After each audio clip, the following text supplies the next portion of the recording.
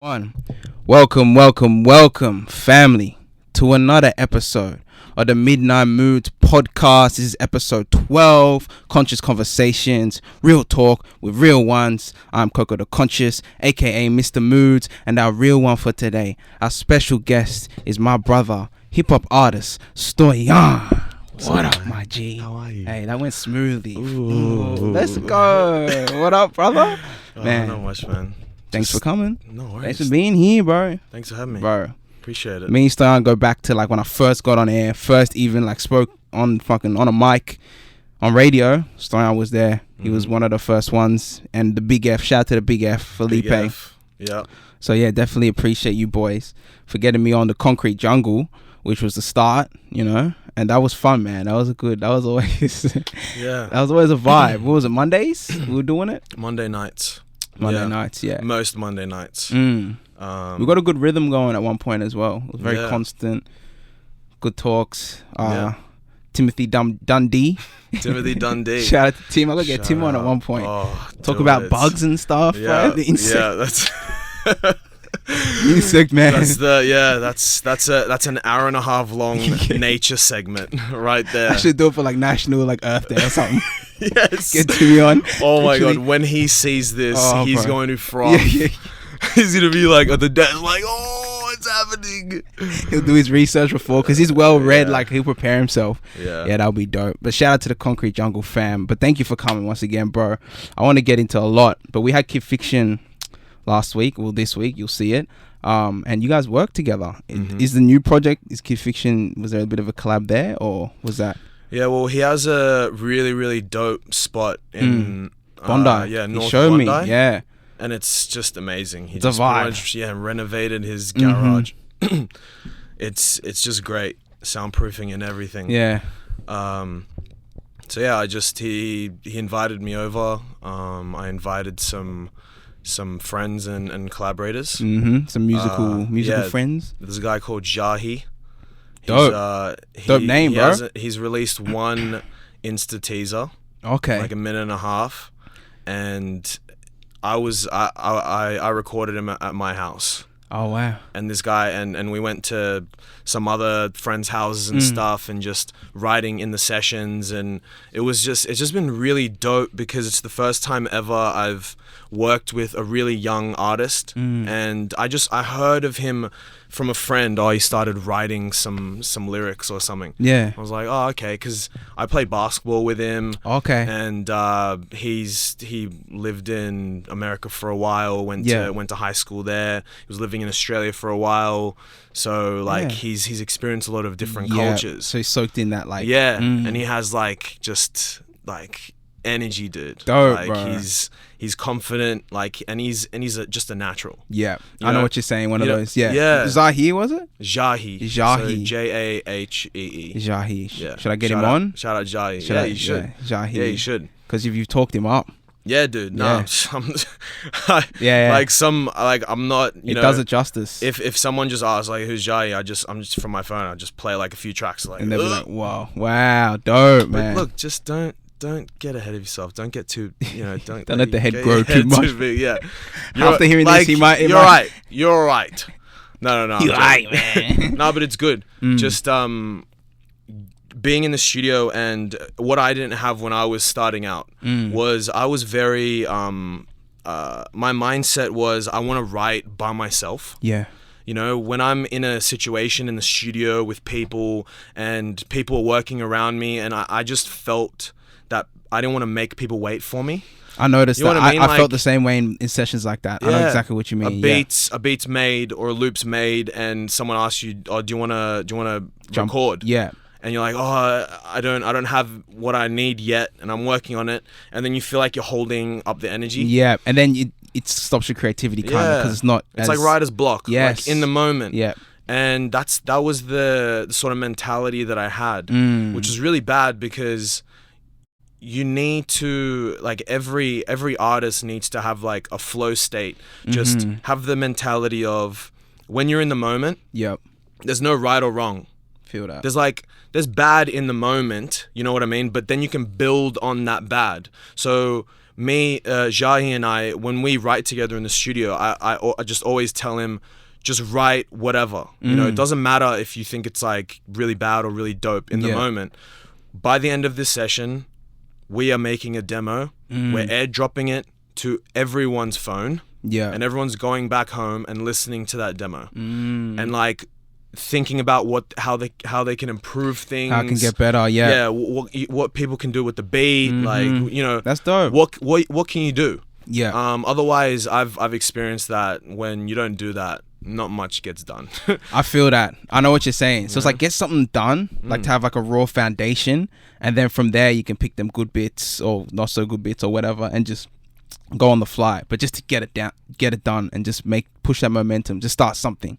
I feel that, bro. That's dope. It's draft. It's just the draft sort of style. When did that mentality switch for you? Like, where you're like, you know, you're in the studio and it was a bit of pressure, and then now you're like, let's just, you know, this new mindset, if you know what I mean.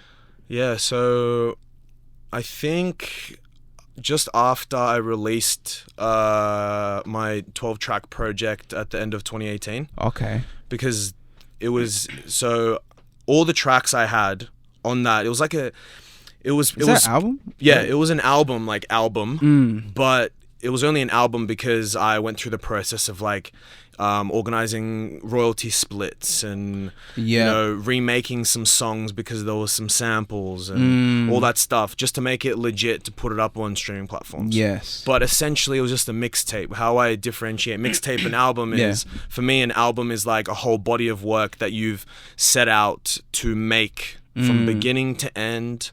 It makes sense. It's a story sort of thing. It's like a puzzle. Yeah. With a like mixtape thing. Yeah, with a mixtape, it was songs that I made over a span of like 4 or 5 years, and I just chucked it in. You know, like just like all these random puzzle pieces. Some of them fit together. Yeah. Others don't fit. They're just on the side. You know. I feel you. You know what I mean? I know exactly what you mean. But that was it wasn't counterproductive. It was more just trying to get out my creativity into anything. Yeah. And trying to make like a love song, a deep, like really dark, conscious song, some chill, like song to chill to, some upbeat song, some electronic song, some song with a lot of orchestral like instrumentation and stuff. You know, I just wanted to make different kinds of music. Yes. But it didn't work in the end. Like I thought it worked then. Okay.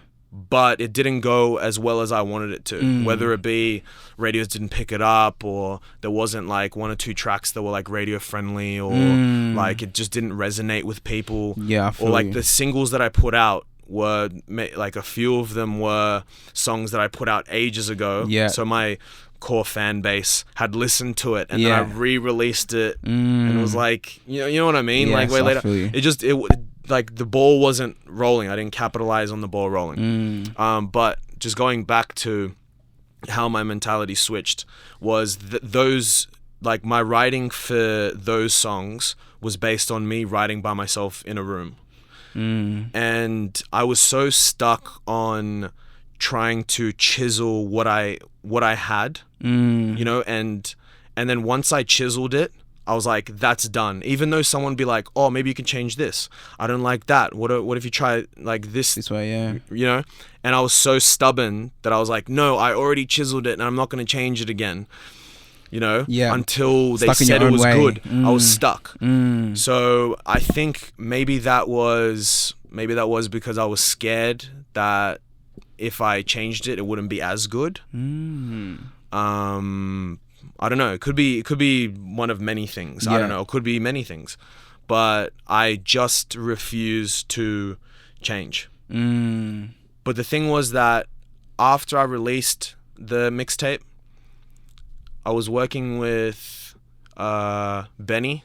Yeah. Otis James. Shout out to Benny and Otis James. Benny and Otis. And Anton. Shout out to Anton James. too. Yeah. Anton James, Otis James. Shout out Sky Lounge. It's a duo from Sydney. They're really dope. But yeah, so we had this thing called I think power beat sessions. That sounds intense, man. It was just power beat sessions. So we'd go to Otis's house, and we would just say, by this session, we're making a demo. So whenever anyone had any ideas, put it down. Put it down. No one say no. That's it. Put it down. Whatever we have at the end, that's it. You know, so they're working.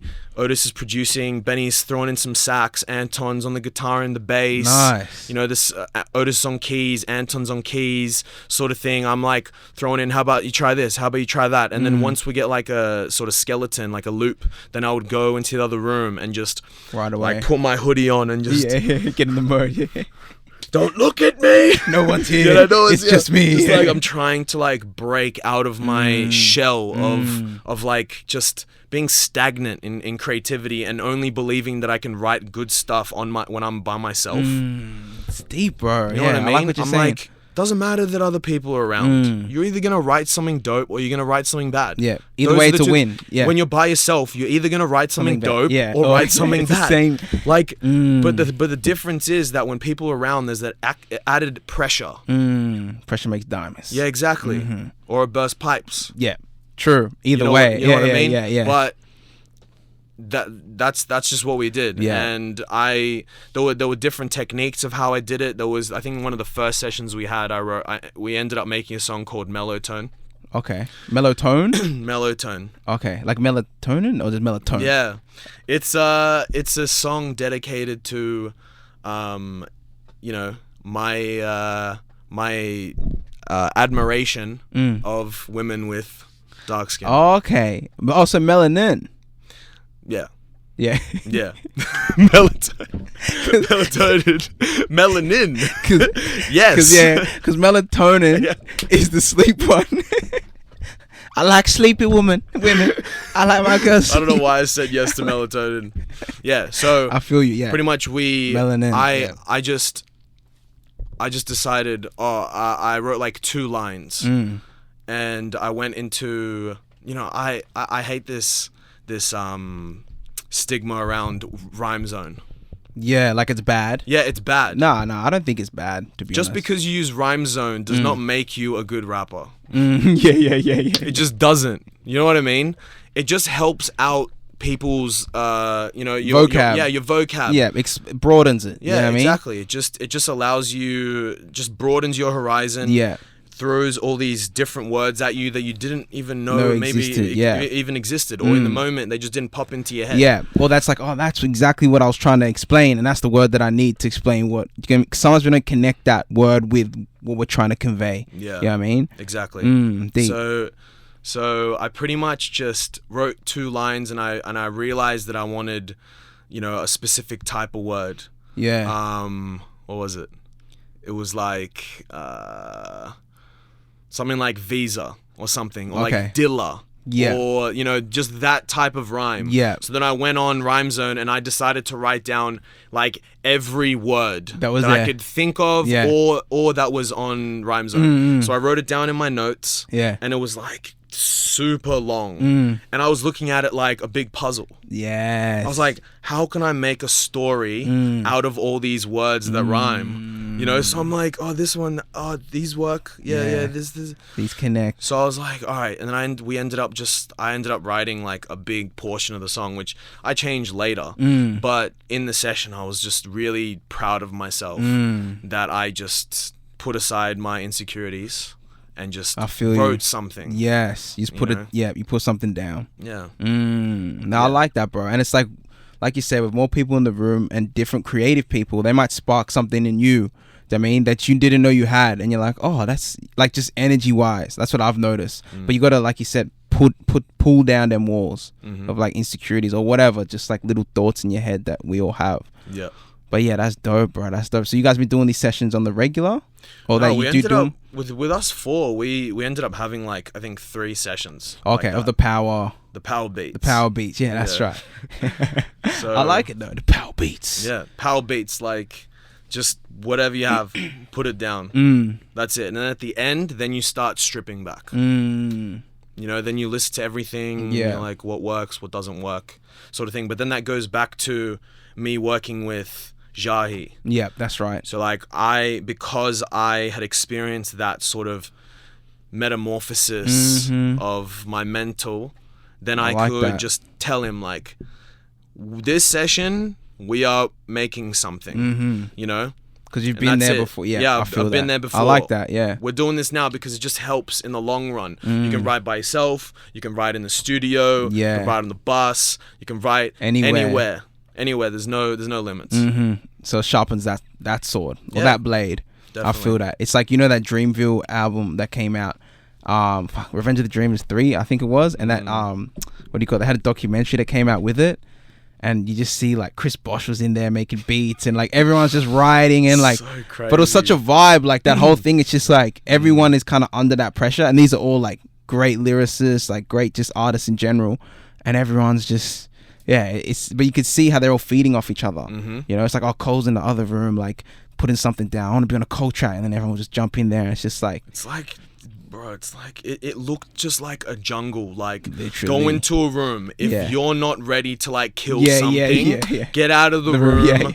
Find a different, go get a drink or something. Because people are non-stop going into booths, recording something. Get out. What beats do you have? Play the beats. People writing stuff. Earth Gang, Jid. Bro, all of them, all those bars and all them. Crazy. Monty Booker just throwing beats down.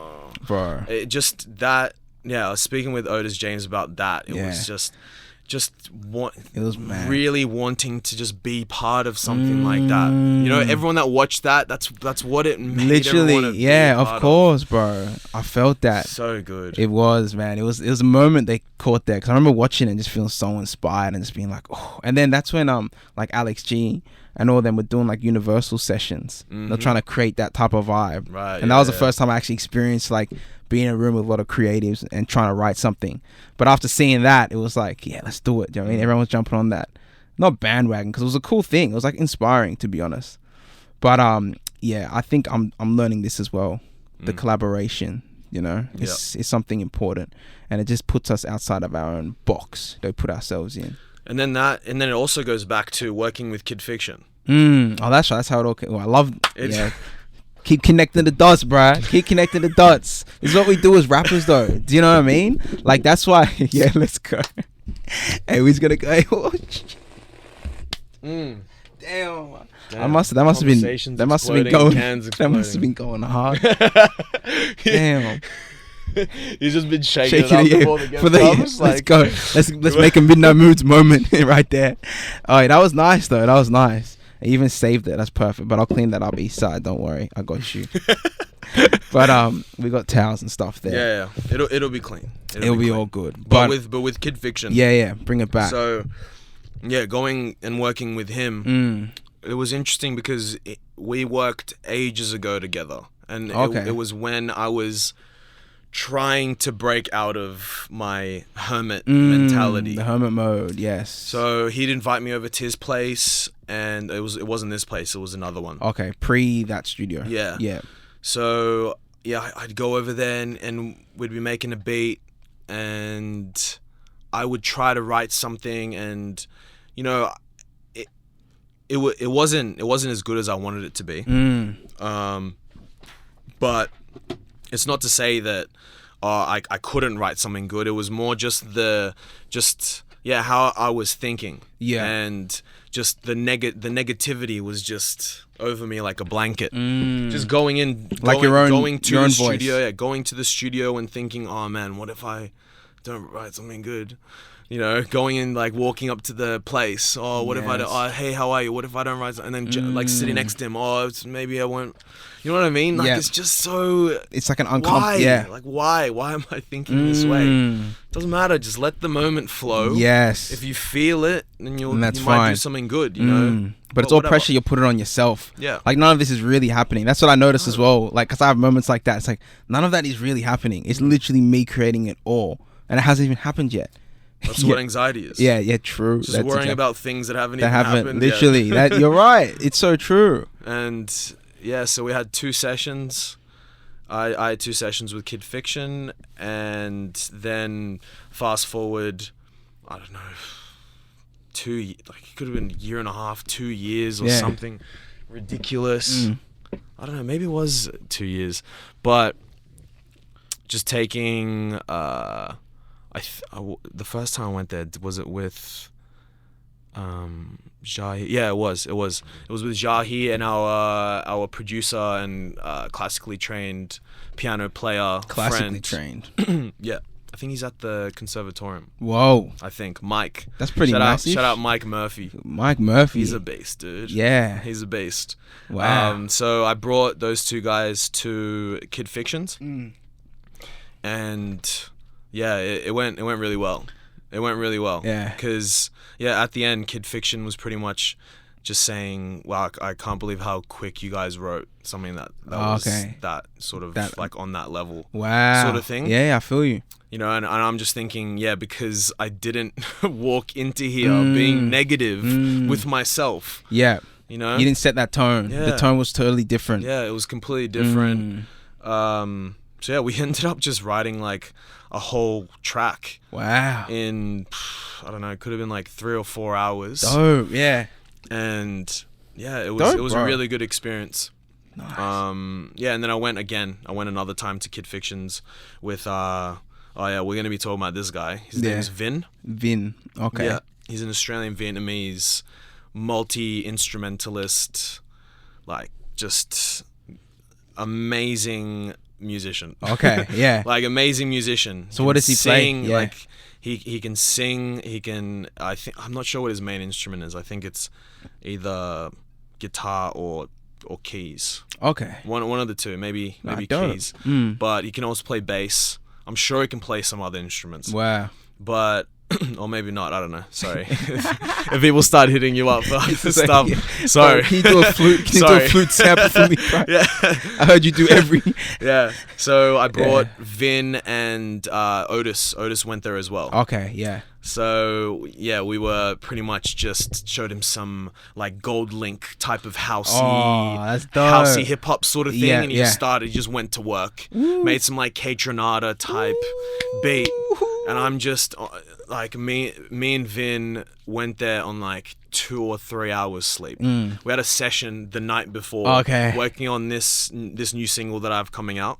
So this is the one that you're talking about, the K-Tronada type beat one? No. There's another one. Okay, yeah. Yeah, so we're working on that one, and we're on like 2 or 3 hours sleep. Then we went to Kid Fictions. Yeah. So I'm just like, this is how much I've evolved. Yeah. Like I was on minimal sleep, and I'm going to a studio session in the morning, and I'm still thinking, oh no, what if something really dope is created in this session? You know, what if? Like, you can just try. You never know. You never know. Literally. And that's what happened. Like, I mean, of course, I'm going to change some things, but essentially, the base of it, I really like. And we still have to finish that off, because I like that, demo. I really like so that So demo. it's sitting there, it's waiting to It's sitting there, yeah. Nice. Well, we tried to meet up again, but it's like classic artists. Oh, what's up? What's doing next week? And then next week comes around. Oh artists. man, like how about the week after? You know, it was like me and then him and then me and then him, and we're like, oh, can we just be classic artists? You know? That's a fact, bro. That's literally. what it is, dude. Oh, but that's mad, bro. I'm into that, like that Gold Link K-Tronada like energy lately. I've been just like, there's something about, because it just makes you move. I saw Gold Link live at Emmore, bro. That was fire. That's what like got me into it. I'm like, dude, this guy, because that music live is a whole nother, like rap's dope, of course. Like it is still rap, but it's just like when it has those types of beats and you can really dance. It's just much more accessible. Mm. Because I didn't see Gold Link. I heard about it from a lot of friends. Yeah. It was really dope. But I went and I saw K-Tronada at Enmore. Oh, wow. That was one of the best sets I've ever witnessed. Wow. To the point where K-Tronada was shocked that people were cheering so much. Really? He was trying to he stopped a song. He was going to play another song. People just wouldn't stop whistling and cheering and whatnot. And he's like, damn, let me play this next time. You know, it's like, holy like, shit, damn, they fuck with me that hard. Yeah, fuck with me. Damn, you know, and there's nothing better than being in a crowd in your hometown. Yeah, and like the crowd showing the artist that you love that sort of love. Yeah, you know, and it like leaves them speechless, sort of thing. And on the flip side, there's nothing worse than being in your hometown and a crowd not showing the necessary love for an artist. It sucks. 100%. It's so true. But yeah, just the live element of house, that tempo. Yes. There's nothing really like it. You know, there was the most loveliest mosh pit at K Tronado. Yeah, loveliest. It was so lovely. People just bouncing around this whole thing in the middle, like looking at each other, like laughing. You know, it wasn't nice. A violent, aggressive. An elbow will never be thrown in that scenario. You know, maybe just up like this. Oh, sorry. Oh, sorry, my bad. Sorry. Oh, that's bad. That would have been a vibe though. Emo is such a great venue, bro. It is. I saw Stormzy there. That was pretty lit too. Yeah, I saw Stormzy as well. It was like I think it was the first time I've ever seen someone from upstairs. Oh, you were up? Yeah, I've never upstairs. Been. What's that like? It's all right. It's on a slant, so okay. You can see pretty well. Yeah. But unless you're right at the front, the best part of it is I was sitting a bit further back, but then I just strolled down to the you can just chill. Balcony. Yeah. And look down when a drop happens, or like when it was crazy. It was just a bird's eye view of just people just jumping and moshing. That's intense. It was cool. Wow, really cool. That's a whole different like perspective of a mosh. I never, that'd be because I always see people looking and like having the time of their life, about to get elbowed in the head and shit. Like entertainment, there you go. It's like Gladiators or some shit. Yeah. Oh, that's too funny. So this new song, bro, it's coming out February, right? You're telling me 19th. Yeah. Yes. So can you give us a little something about it? You know what I mean? A little backstory. Yeah. So what's it called first? I don't know the name. It's called White Linen. White Linen. Yeah. Okay. It's just pretty much just using like a fabric that's synonymous with an occasion. True. You know what I mean? I see what you're saying. And me growing up, obviously in Sydney, it's I don't know. Some people don't give white linen shirts the best the best image. Let's say you know what I mean. Connotations. But, exactly. Connotations. Yeah. But I think we just like the aesthetic of it. Yeah. You know, it's a lot of white parties. Fabric. Yeah. You know. Yeah. But we've pretty much set out to sort of change a bit of a connotation. Nice. Make it a bit, a bit classier. Just reel it back in. So the track features Vin, who I was talking about. Yep, the multi-tool. Yeah, the Swiss Army knife. Multi-weapon. Yeah, the multi-weapon. Yeah, and a two-year weapon. Yeah. He pretty much started off the whole process. Okay. He hit me up, and he hit this. He's a bass player by trade, but he's also a great producer, and he's called Ali. Okay. Ali McMahon. Shout out to Ali. And his artist name is West. West, all caps with a dot. Just West with a dot. And nice. Vin is all caps VIIN. Okay, Vin. Yeah. So he pretty much hit me up. He hit Ali up, saying, let's just make a track. And he booked Bodega Studios. Have you heard of Bodega? No, I haven't, but it sounds lit. Yeah, so there's Bodega Collective. Okay. And they opened up a studio in Annandale. Oh, nice. On Princess Highway. Oh, yeah. Near the Stanmore Macca's. Yes. So they opened up a studio there. Yeah, it's pretty That's dope. Pretty dope space. But we went there. I think the first session, just feeling it out. Vin just played a riff on the guitar, just to start it off. Yeah, just a loop. Yeah. And I think he put some keys on it as well. I'm not sure if Ali brought his bass. Maybe not. I can't remember if Ali brought his bass and recorded some of that first session. But again, I went into that session thinking something dope might happen. Yeah, that kind of positive. Yeah. Or it's more open, just an open mindset. Yeah, exactly. So went in there,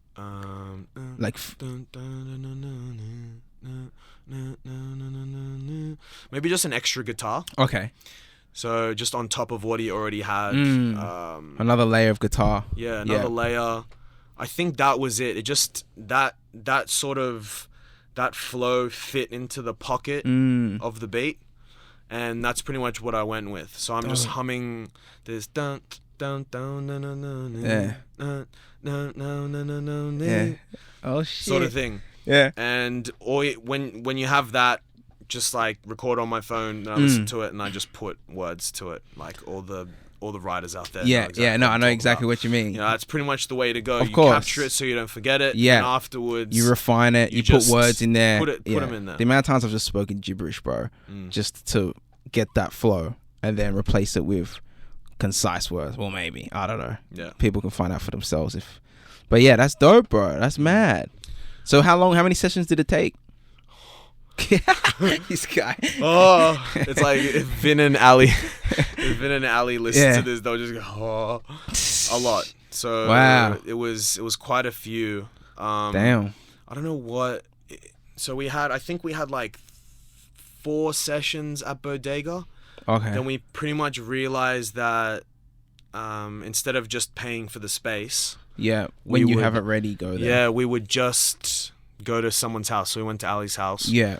And just worked on it more. So he'd play some bass, change some things. I think my intention was to get everything down and know what we had, then go to a proper studio and then re-record everything. I think we're going to go to Kiln Studios. I've been to that one. Yeah, it's a really good space. That's near Macca's as well, isn't it? Or KFC or something. I don't know. Or maybe not. I'm not sure. Okay. I don't think I've ever been there. Oh, okay. But yeah, so I wanted to do that. I think we got sidetracked thinking that it was good enough. Yeah. And we didn't need to go somewhere and re-record it. Which I don't know, it was and also it didn't help. I mean, not to say that Ali and Vin aren't good at mixing, like as mixing engineers, but it's very hard to take yourself away from an equation and like when you've been in it for so long, mix something that you have made and listen to over and over and over and over and over again. True. You need the fresh ears. Yep, fresh perspective. Yeah.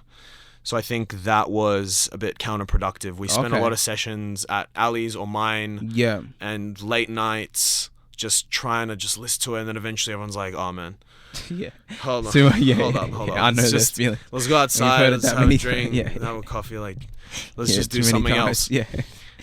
So pretty much, no, I think so. The instrumental, everything apart from the vocals, Ali and Vin mixed it. Okay. Amazing. Dope job. It sounds great. But the problem was that there was something off with the vocals. Okay. So did you record it at Ali's house? Sorry, the vocals originally. We recorded some of the vocals at Bodega. Oh, okay. And then we recorded the rest. There's a bridge that we recorded at Ali's. So did it have a different sound because of the mics? No. We originally did that, but then we recorded at mine. We recorded everything again at my house, I think, apart from the bridge. Okay. But yeah, I have an Audio Technica. It's an alright mic. Yeah. It's okay. But it just wasn't up to the standard, and we needed. So I think when we was showing the track to different people, the same sort of critique was coming up, saying the vocals just aren't matching the energy level of the beat. So we went to a guy called Darlington. Okay. Darlington Peters. Yep. He's got a studio. Amazing. It's just in his place. It's in his place. But yeah, shout out Darlington. Yeah. That guy is a weapon, dude. Okay. He's a weapon. And him and his brother are a production duo. Oh wow. They're killing it. I think they're based in Ride or something like that. But yeah, anyone hit up if you want your vocals recorded and mixed, Darlington Peters. He's crazy because we went there just after New Year's. Yeah. I think it was the 3rd of Jan. And it was a classic case of he does have a lot of gear. He has a lot of gear in his place. Yeah. With the dope mic, everything set up. But I think The the way his process was so great because he is a vocalist himself. He's a singer. Yeah, so I he think knows I think he voices. raps as well. I'm not sure. Yeah. But he not only was he recording and engineering it, he was giving us pointers. Maybe you should sing it like this. Maybe you should pronounce this like that. Like delivery. Sort of thing, yeah. Delivery and all that. Okay. And that really helped as well. Yeah.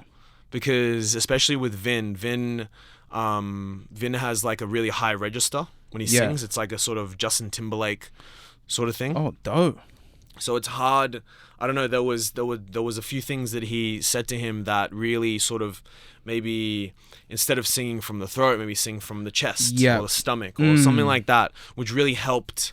Those finer, the finer details. Yeah, I feel you. That bring the energy, you know, and his work with using delay and reverb and all that, and like panning the right amount. Yeah, so he like knows for all example, Darlington. I think we did like four layers, 4 recordings on the chorus. They were like one or two lower register vocals, just panning a bit to the side. That's mad. And then the higher, me singing it in a higher sort of more energetic way. Yeah.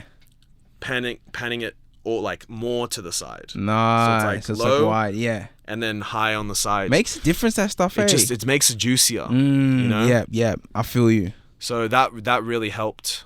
And yeah, he worked really quick. He got it back to us like in a few days or something like that. You love that. Yeah. You love that. Love that, yeah. Because artists, we take our time with everything, bro. Yeah. It was tough because we were working a deadline and we wanted we really wanted him to a deadline you gave yourself, like you guys gave yourself? Yeah, I think in November we were saying what's the best time in January to release a single. Yeah. Because like just after everyone's just gone. Come back, yeah. Oh, but I mean with the restrictions and stuff. Oh, it's a whole different game. It was a whole different thing, now. But like still I think maybe people were like traveling somewhere in the state or whatever. January's that time when from getting drunk with 4 people. By themselves. Playing Scrabble. Yeah. Who knows? Yeah. Who knows? Yeah. But yeah, we pretty much decided, I think it was like the second Friday in Jan. And then when we decided, we're like, oh man, it's a tough pill to swallow, but I think we need the vocals to be redone. And then we hit up Darlington. He was busy. He could just fit us in on the 3rd of Jan. And then he just worked really quickly. So we wanted like 4 to 6 weeks for everything to be ready to get it to a distribution company. Okay, to get it out there. Nice. For like playlisting and stuff. Yeah. Is this so? What do you use? TuneCore or like what's your distribution? No, we're with MGM. MGM distribution. Yeah. Yeah, they're doing. I think they're based in Sydney, and I can't remember where else. I don't know if in America or. Maybe in America. So got a Sydney studio. Actually, something like Nashville pops into my head. I don't know why. But yeah, they're MGM. Have you used them before? Like, do you always use them, or is this new? No, so I'm a part of. It's now an independent label called Spreadbot Syndicate. Oh, I had no idea, bro. Yeah. So you're with this label, Spreadbot. Spreadbot Syndicate. Spreadbot. It's so funny because we've spoken about this. Yeah. And I'm like, whenever you tell someone, they think it's Spreadbot. Spreadbot Syndicate. Yeah. But yeah, no, it's Spret. So SPRET. Spret. Yeah. SPRETBOT. Okay, like bot. Yeah. So it's like a weird like robot that they created. Yeah, like expressing a robot. Spret. Is that sure. Okay, sure. We'll take that. I hope so. Next minute they just use that. Hey, Keon's the label boss. Oh, really? There you go. Yeah. Oh, that's mad. So it's an Australian label. Dope. Yeah, it's from Sydney. Well, it's based in Taramara. Nice, bro. How long you been signed to them? It's pretty much. When did I sign to them? Maybe start of last year. Maybe earlier than that. Oh, nice. Yeah, I can't remember exactly when, but it's been a minute. Dope. But it's Kianosh. Kianosh. He's a jazz rapper himself. Dope. And he put out an EP called Dying Alone. Heavy. Yeah, heavy. Yeah. But he spices it up. Okay, with the jazz. Yeah, exactly. Shout out Dope. Kianosh. Yeah, He shout out. also did a lot for this release that's coming up. Oh, awesome, bro. Yeah, he's been helping a lot Bro, that's what you want from the label boss. the label A, Yeah, exactly. literally, and the boss, Yeah, especially. Yeah. That's mad. So what's it like going from independent to? No, it's still, well, it's an independent label. It's pretty much just Yeah, break it down. What's the difference? it's pretty much just a organized collective in terms of paperwork and all that. Oh, okay. You know, it's just the next step from a collective. We have a collection of artists, Mhm. and you want to make some contracts and let them know what happens when the music's put out. You know, Yeah. and also just suggesting how to distribute. Yeah, best way. Publicists if you want it, and all this. Then you know the little things. Yeah, the little shit that like as an artist is annoying. Yeah, well for me, yeah, I feel that. So, Dope. yeah, it's it's good. There's a huge array of different types of artists Mad. on that label. So some of the boys you're working with now, like Vinny, and are they on that as well? No. Okay. No. Yeah, there's a dope producer called Shu. Nice. Also from Taramara, and he's on that like Soulection sort of tip with the I don't know, I don't like calling it that, but like future bass or something. Not future bass. It's like it's do you know Monty Booker? No. He's Monty Booker. he was part of Revenge of the Dreamers. Oh, okay. Yeah, but his track didn't make it on the final cut. Ah, Do you know imagine that. Smino? Yeah. Yeah, Smino. He produces most of Smino's things. Oh, wow. I'm pretty sure. Maybe not. I'm not sure about the new stuff, but Black Swan. Yeah. Mainly produced by Monty Booker. He's part of Zero Fatigue Collective. But Is he Aussie? It's that no. Oh, okay. Monty Booker is L.A. Something. Maybe he lives in LA now, Yeah. I think, but I'm not sure where he's from exactly. But it's like that sort of futuristic, Yeah. you know, hip hop stuff, but there's like it's sprinkled with electronic elements and kind of like some Vince Staples type thing. yeah, Yeah. Vince Staples sort of thing. Yeah. Yeah. Anyone listening to this that doesn't know Soulection, go to SoundCloud, type in Soulection. It'll blow your mind. Okay, Soulection. Good stuff. And also Shu, Shue. Ah, like shoe. Yeah. Yeah. Great stuff. Not shoe that you put on your. Yeah, I feel that. Dope. Not that shoe. Oh, that's mad, bro. So when was? Because I remember this mixtape that you said, which was an album that you released. Is that the one with it had like an infinity on it? Hot Air Balloon? Yeah, Hot Air Balloon. Is that the one? That's the one. Okay. That was fire, bro. Yeah, thank you. Because I remember listening to it at the station. I think maybe that was the time it just come out, or maybe a bit after. But Felipe was playing a few tracks on it. Yeah. And it was well done, bro. It was Thank you. well, from what I heard. Yeah, the guy that I worked with called Peter Mulheron. He's a really good mixing engineer. Ah, okay. And it makes so the biggest difference, eh? Yeah, I was recording on like a AKG microphone. Yeah. I think it was like a C414. If it's not that, don't kill me, Pete. He's serious about his mics. Say it right. But, yeah, say it right. It's a two before the one. yeah. But I was recording on a pretty good mic, and he was recording me really well. Nice, because he probably learned your voice after some time. And there was some songs that he were recording a lot of people on different instruments, so you had to piece everything together. Full organic like that. That's dope. Yeah. So you got live instruments on that. That makes sense. Oh, dude, the first track, the intro, Hot Air Balloon Part 1 intro, that's all live instrumentation. There's Eli on the drums. Was there sax on there? I can't remember if there's sax on there. Benny. Yeah. Was there sax? I think there was. Nah. So there's violin. There's a girl called Elle Cress. Yeah. She's part of Vast Hill, duo with her, I think, future husband. I think. Oh. No, it's a long time boyfriend. Yeah. But Precious they make on now, bruh. No. They fully they live together. They have 3 dogs. Okay. Dogs. Yeah. No. I've been friends with Elle for a very long time, and Nice. she's an unbelievably talented Singer. She sings as well. Oh, okay. She's a violin player. Oh, wow. But she doesn't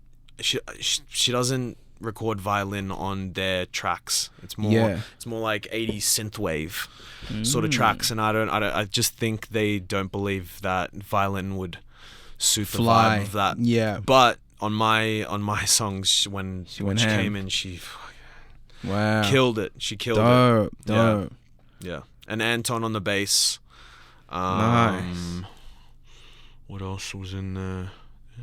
So do they all perform with you? Like when you would perform, like all the people that were on the instruments, for example, like Elle and Eli and stuff, like when you do performances, would they come and make it like a live thing? Yeah. Yeah? So, wait, just before... Yeah, sorry, I cut you. No, it's all good. Just because on the track it says featuring Danny G. Felix. He's I think he's keys or trumpet or both in The Regime. Really great Sydney band. But anyway, so my live show... Yeah. Eli has played drums with me. Yeah. Benny on the sax. Otis on the I think it's Machine MK2. Okay. Like triggering samples. Oh, I think nice. I think he has an Ableton Push. Dope. I had one. So it was just the incorporating the 808s or like the production side of things and fusing it with the live instrumentation. That is fucking awesome, bro. And a bass player called Casey. Okay. Casey Allen. Shout out Casey. He's in a bunch of bands. He's an unbelievably talented bass player. Yeah. And Oscar, who's also Oscar Connery. He's a part of The Regime. As well. He's I think he's one of 3 guitar players. Wow. There are like 16 people in It's the Sydney band, the one that you said, Okay, nice. So they'd all perform with you. Yeah. Dope, bro. I'm not sure if I'm missing anyone. I don't think Someone so. will hit you up after this, bro. But Elle has played violin with me. Live, I think at a few shows. Can't remember. But I had an album launch at the end of 2018, and that was a 10-piece live band in a warehouse. Oh, so you performed it. Dope. Yeah. That's mad, bro. It was magical. That is hectic. It was magical. Did you do a video, like a little doco on it or something? No, I have. Damn. I have. You got footage? I have footage. Put that out there, bro. Yeah. I want to, when the ball gets rolling, I want to maybe like put it out there to get people to come back to the old music sort of thing, you know? Yeah. I just have to, because I need to get it mixed a little bit. I need to get it mixed by someone. Yeah. Because it's raw, like a 10-piece band. The guy had to record so many different things. There's different channels and stuff. It's like something that I would need some coin. Put some work on. Yeah. Get it edited and stuff. It'd take a bit of time. But also Nima Adele, he's a crazy, unbelievably talented visual mapping designer. Okay. Like visual he does mapping. Like visual, I don't know if that is even a word, but he did like visual scapes. Wow. Like he manipulates, he has like, for example, he has a projector and a sensor. Yeah. Underneath the projector. So it would be, for example, you walking in front of a projector. Yeah. And when you move, the sensor's picking it up. So it's pretty much like, imagine an infinity thing where you move your arm and then there's like different layers. So it's black, white, white going to like this little point. So when you move your arm, it goes, you move it, then the black one moves it, then the white one moves it, then the black one moves it, all the way down. So you're just like putting your arms up and it just goes, man, like what a trip. That's just one thing he does. Yeah. He does a bunch of other things, but he was... he had that warehouse and he set up a projector behind the 10-piece band. Nice. And I gave him this footage of some video clips and some other things to put on while I was performing. Wow. So when the song would come on, he'd play the video clip. Dope. So it was full concert. It was a full like experience. How many people? It packed out. It was like, I think like 200. Whoa. 250. Something like that. What a way to kick it off. Like, so this was the first project, basically. Like, album. My first project. Yeah, this was your first project. Yeah. Didn't that's have, awesome, like, any EPs or anything like that. Dude, that's dope. 200. Yeah. That's a lot. I don't know what the capacity was, but all I know is that when I looked out, it looked pretty packed. Dope. In a warehouse as well, the vibe. Yeah. Mad, I had people really giving some positive feedback for that. That would have been hectic. Yeah. Nice. It was really cool. I think so. Sky Lounge that I mentioned before, Anton and Adam, they performed, they opened up. Then I think, Otis James did a live set. He does a cool multi-instrumental live set thing. And then this great singer called Soma Sudden played just before me. Okay. And it was a dope night. Vibe, it was cool. bro. It was Where's cool. this warehouse? Is this? It was called Create or Die. Yeah. Do they still Warehouse. Can you still do stuff there? Or? I'm not sure. I'm Nah, not sure. Because of COVID and shit. Probably. Yeah, I think I know Nima moved. Yeah. To somewhere close by, but I'm not sure if anything else has happened with that warehouse. But it's a great space. Yeah, I've never been to these warehouse like concerts and like things, but I've heard every time someone tells me about it, it's always something like, it's always great reviews. Like even more than great. I'm just like, I want to experience it. Yeah. But like, dude, yeah, that's dope. That's a great way to kick it off. The first. Yeah. It was dope. Just the whole process and the lead up to it and rehearsing, like just when you get a live band and you rehearse. That's what I'm saying. You got to rehearse and that's stuff. just the difference between performing with the DJ and performing with a live band. Yeah. Is just you cannot compare it. Wow. You know, you just can't. Well, not you, not anyone, but like just me personally. Yeah.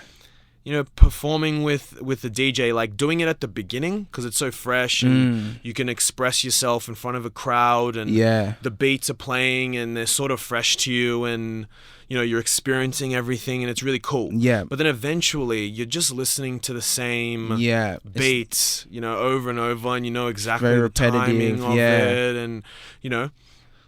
But, and what makes it interesting is like the crowd participation. Yeah. When it's just a DJ, you know, just a rapper and a DJ. But when it's a live band, you can sort of just see how the crowd is reacting to the music. Yeah. And you can extend some parts. You can have a different, instead of, I don't know, having a guitar solo, you can have a key solo and you're just sort of feeling it out sort of thing. It's more live, like in the moment. Yeah, in the moment. And you leave it for like spontaneity and like, you know, random. I know what you mean. You're like building. I mean, you and the crowd are having your own little like, it's more, I don't know. I know what you're saying though. I feel that. Yeah. It's like you're just going off their vibe at the same time. Yeah. Yeah, that's dope. Exactly. And that's mad. Creating a song, like making a song is perfecting a moment. Because you're putting it out. You're perfecting a moment as much as you possibly can. I like that. And putting it out into the universe. I like that. You doing a show is creating a moment. Woo! And how that's dope. How, you know, how the people react to it. If you call someone out in a crowd and you know, you interact with them, you talk to them like in between songs and you know, tell the band to break it down and you do something else. You like just have fun with it when you do it enough times. I feel you. Yeah. That's mad. Have you been performing live, bro? No, not recently. You miss it? Oh, definitely dude. Definitely. Yeah. I the last performance I had, was it? The last performance I had was end of 2019. Yeah. Oh wow. Last year. So because did I? Oh, so you didn't perform? Yeah. So last year. Last year was so hard to perform. No. Wait. Did I? Was that Lazy Bones?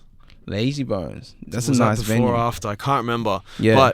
But the last like really immersive, really enjoyable experience I had performing was at a festival in Queensland called Bohemian Beat Freaks. Ooh. Whoa. It's pretty much a bush duff. Oh, dope. So it was like that would be dope. 14 or 15-hour drive or something like that. What a crowd. Oh, it was crazy. Yeah, what a vibe. It was crazy. Yeah. No, I'm not saying that I had a huge crowd. There was enough people there to like make it get make an some energy. Yeah, of course. That's all you need. Really. Yeah, but the like with that bush duff, it was. That was the live music stage was sort of right to the side.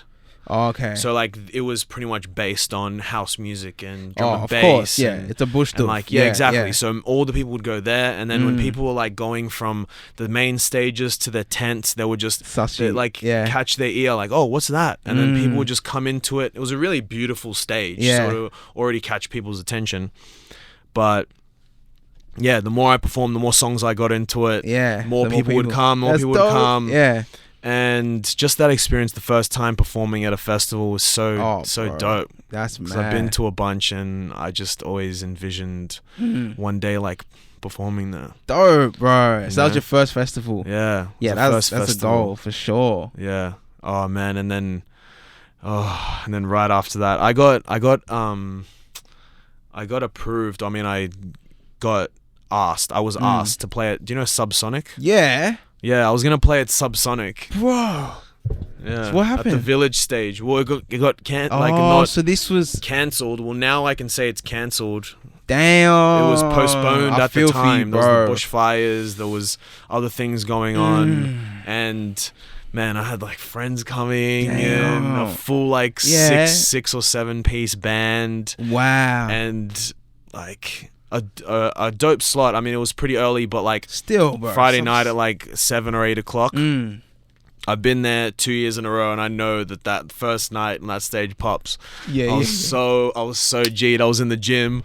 I was trying to get fit. About to be that was it though. I love it, bro. That's mad. Yeah, it was gonna be huge, especially going to a festival 2 years in a row. Yeah, and then going a third time, saying, I'm not going to this festival again unless I perform next year. And it happened, but it didn't happen. That's dope, bro, though. Because you still got the connection, and now you know it's possible. Yeah. Literally, because it happened. Yeah. Oh, man. Next one, like mine's Lost Paradise. That's what I said to myself after going there. I was like, nah, next time I come back here, I want to perform here. Yeah. Because they had a few Aussie acts. They had like Genesis Owusu and like someone else. I think you were there that year, I'm pretty sure. Yeah, I was. I think. I didn't know you then, but I remember you said you were there. Yeah, that's how you met. That's how I met Felipe, yeah. The Big F, man. That was a dope one, though. That was mad. I saw Joey Badass. Oh, yeah, I was thinking of that. Bro, yeah, that was huge. That was huge. That was mad. That was half the reason I went. But yeah, that was cool. I like those ones, the camping type. We really appreciate that now, eh?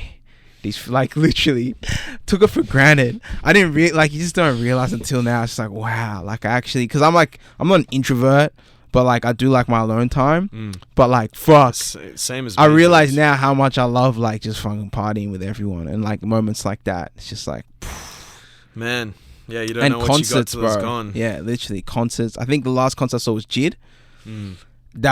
I'm so glad that was my last concert. Do you know what I mean? That was like the best way to have like, that was fire. Where was that? Crazy. Somewhere in Entertainment Quarter. I think it was that little one. You know how they've got the Horden at Fox Studios? They got Horden, and then they got Max Watts. It was at Max Watts, and it was like Jid, man. He went, and this is when that Revenge of the Dreamers drops. We'll connect the dots, and that big black truck. That one where in the video they were all going ham. I don't know. I think it's like the last scene in the video. They're like, "What's happening in that studio?" And they're just all going hard. Big black. He performed that like his last song. Cause everyone's like, and I was like, bro. But yeah, that was the last. What was your last concert, bro? Or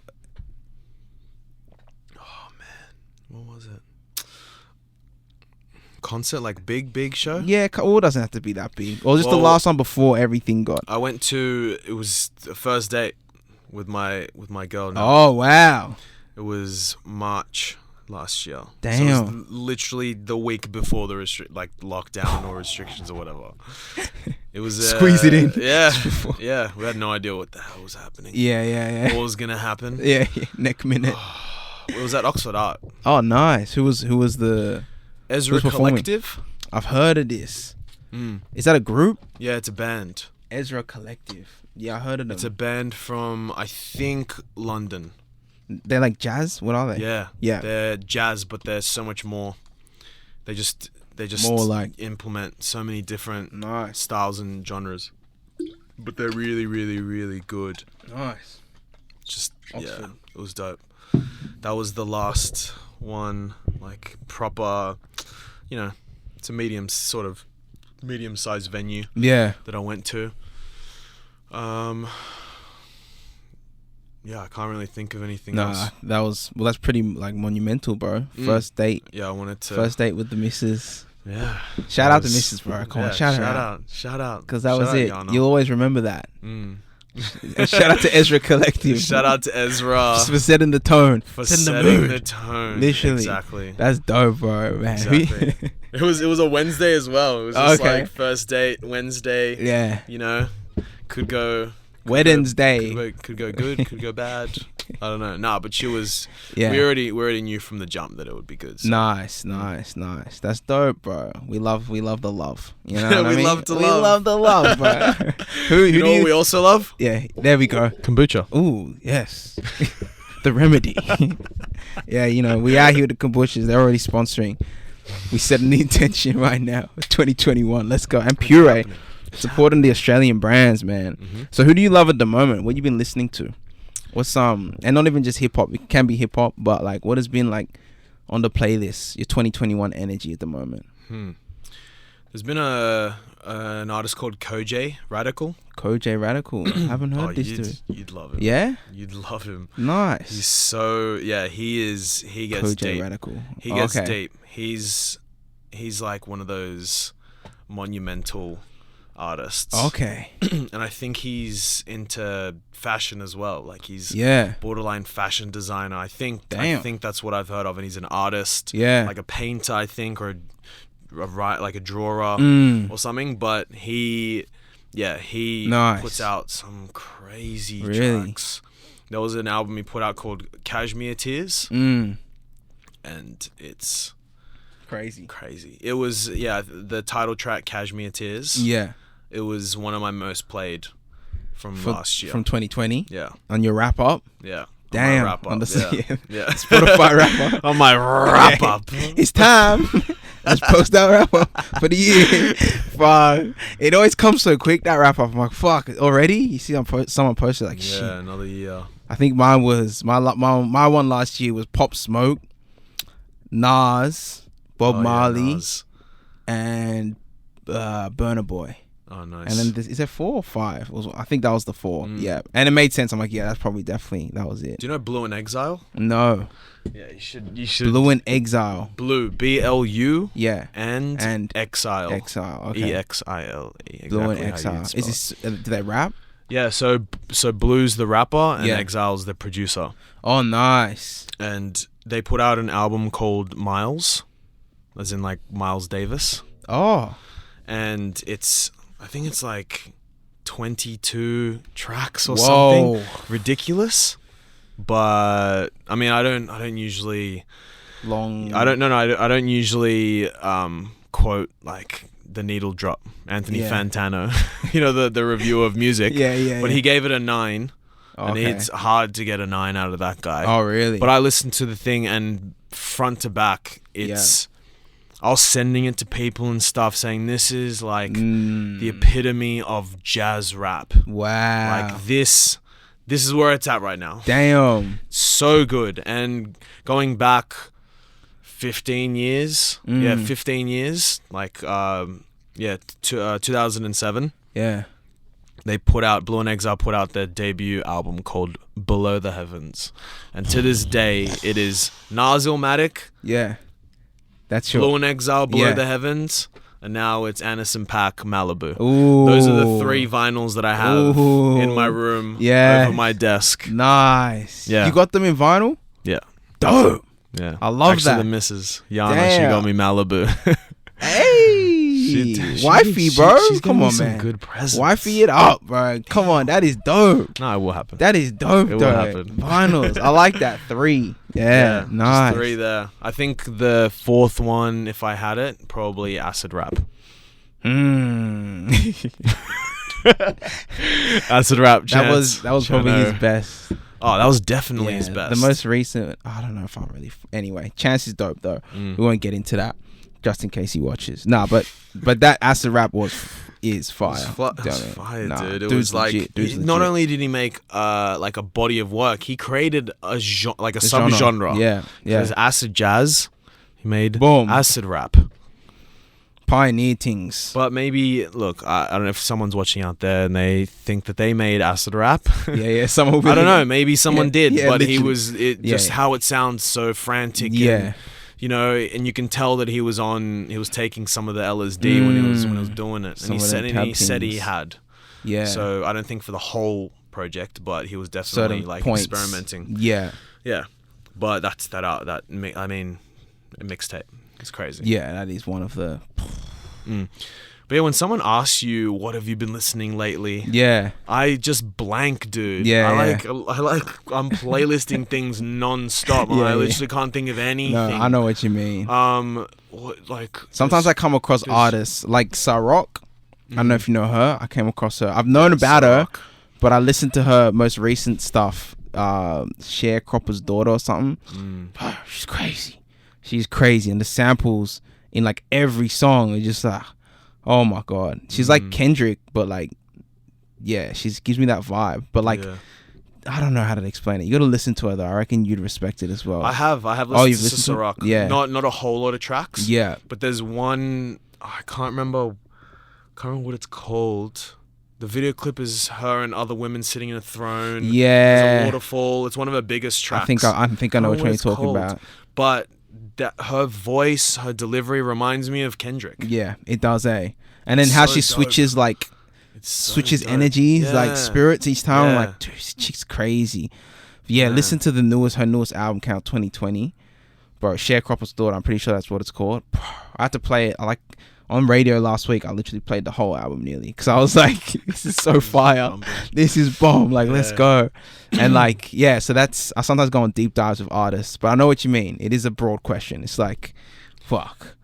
No, especially when you listen to a lot of shit. Look, recently I've been listening to a lot of drum and bass. Because that's what I work out to. Yeah. Oh, you work out to drum and bass. Yeah. Just the pace of it. It's perfect for running and cycling. True. I even lift to it.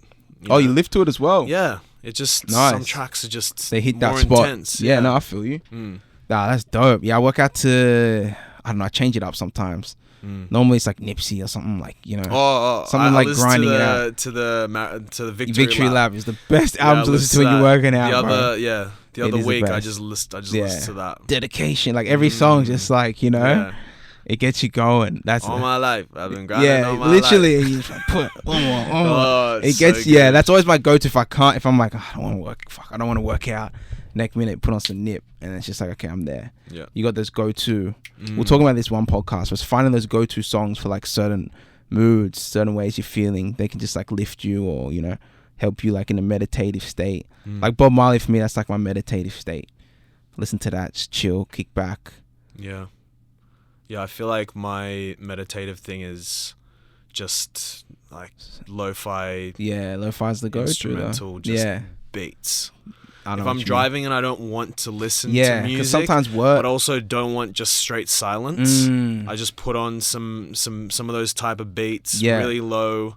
That's it. Just background music. The lo-fi, that's the study. It's the study playlists, on the YouTube. Rainy day chill session. They're always live. I'm like, how the fuck is it always live? Like I'm doing it like it's new. Like, come on. I mean, bro.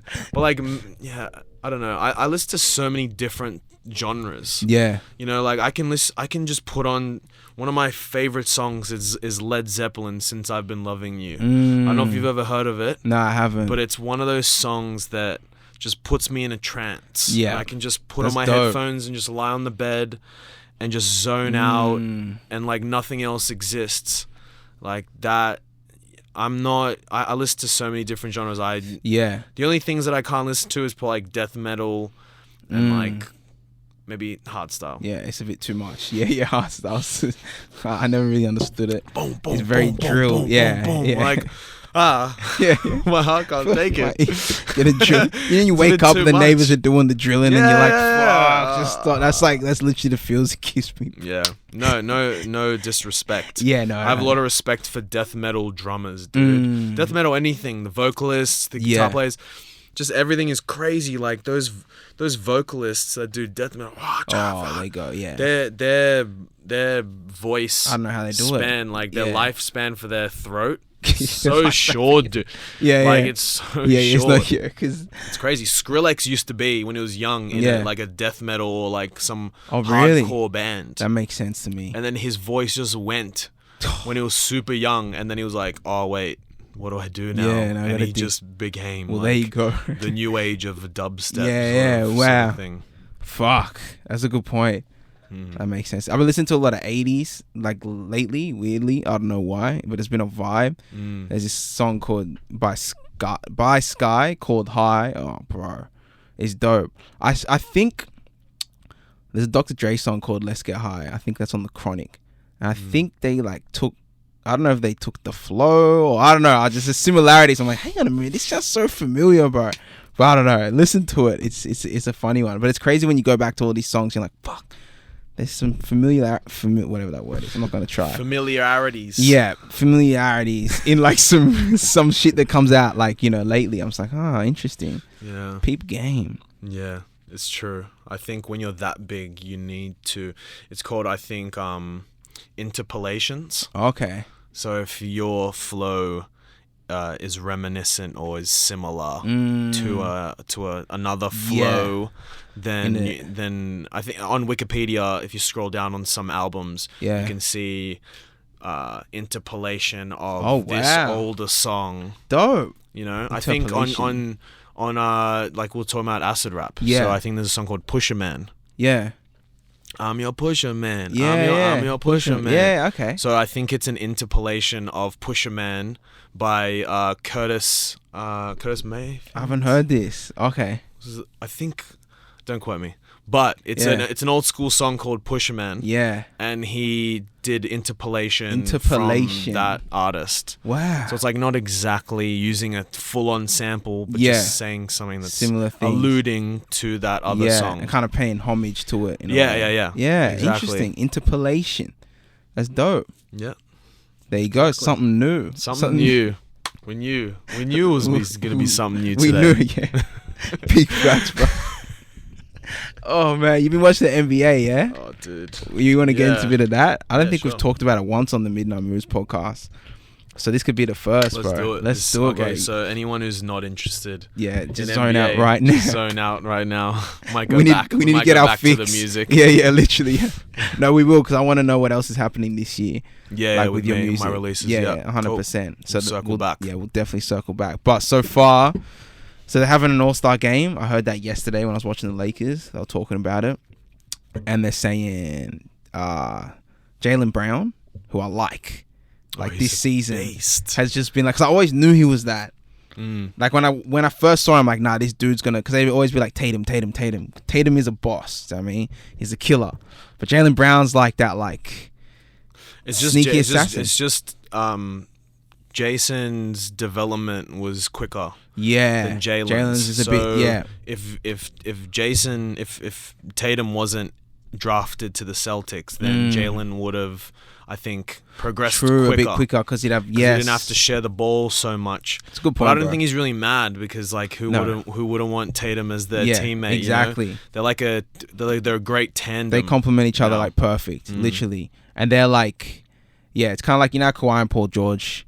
They're like, you know, together, but they don't have that that like Jalen and Tatum have, because they've grown up together. Do you know what I mean? In the same team. No, definitely. Like going to battle with each other when they were like rookies and stuff. I think it makes a difference, bro. I think Celtics are good at that, like starting from the ground up. That was just iron forges iron. Yeah. Just them just battling Literally. it out. Facts. From the beginning of when Tatum was in the league. Yeah. Whereas, you know, Kawhi has a finals MVP with the Spurs, Bro. and then he has championship with the Raptors and whatnot. And then PG says that he was in Indiana, and then he said he wanted to go to the Lakers because it was his favorite team, and then he went to OKC, and he said he's staying in OKC, and then that dude, and then he got a game winner shot on his head against Dame, that was and then he goes, I want to go to the Clippers. Bro, that was the best. That series was amazing, bro. I'm an OKC fan, and it was so.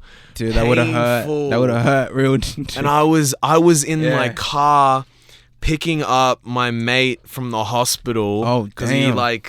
he like broke his ankle at the beach. No. He went to I dropped him off at the beach at Coogee. And he got like sucked up into a wave, and it just sort of dumped him, and it was and he just wasn't prepared, and he hit his ankle on the sand, broke his ankle. But apart from that, so I was just picking him up from the hospital, and I'm trying to watch this game, and it's the last 2 minutes. I've got it on in the car, the internet's cutting out. I'm picking him up. He's like, "Oh, you want to get some Maccas?" I'm like, "Oh, yeah, sure." So I go to Maccas. I'm in the drive-through, and I hear Damian Lillard. For the game, for the series. And everyone explodes, and I'm like... You should have known as soon as you heard Dame, bro. That was it. It's dollar time, baby. Bro, that guy is that shot was like... I can't hate it, dude, because now PG left and Russ left. I can't be like... can't be mad about it, because Dame is a killer, dude. No, he is a killer. He is. Him and McCullough, they got something going there, for sure. But I liked... OKC when they had Paul George and Russ, I think they were good. I think they just needed more time, to be honest. They didn't give it enough time. Yeah, I think I'm not sure if Andre Robertson was injured the whole time or he got injured later, but I think whenever you have a player who's just really, really good at defense, it makes a difference, bro. It makes a difference, but then it's a liability on offense because he can't shoot. Yeah, he couldn't shoot. He's just chilling in the corner. Yeah, driving like baseline every so often, getting dishes from Russ and stuff, layups. But like it was just you need a 3 and D guy, bro. You need a if they had like a Clay. Clay, that's the number one. Oh my god! But you have Russ at the 1, Clay at the 2, PG at the 3.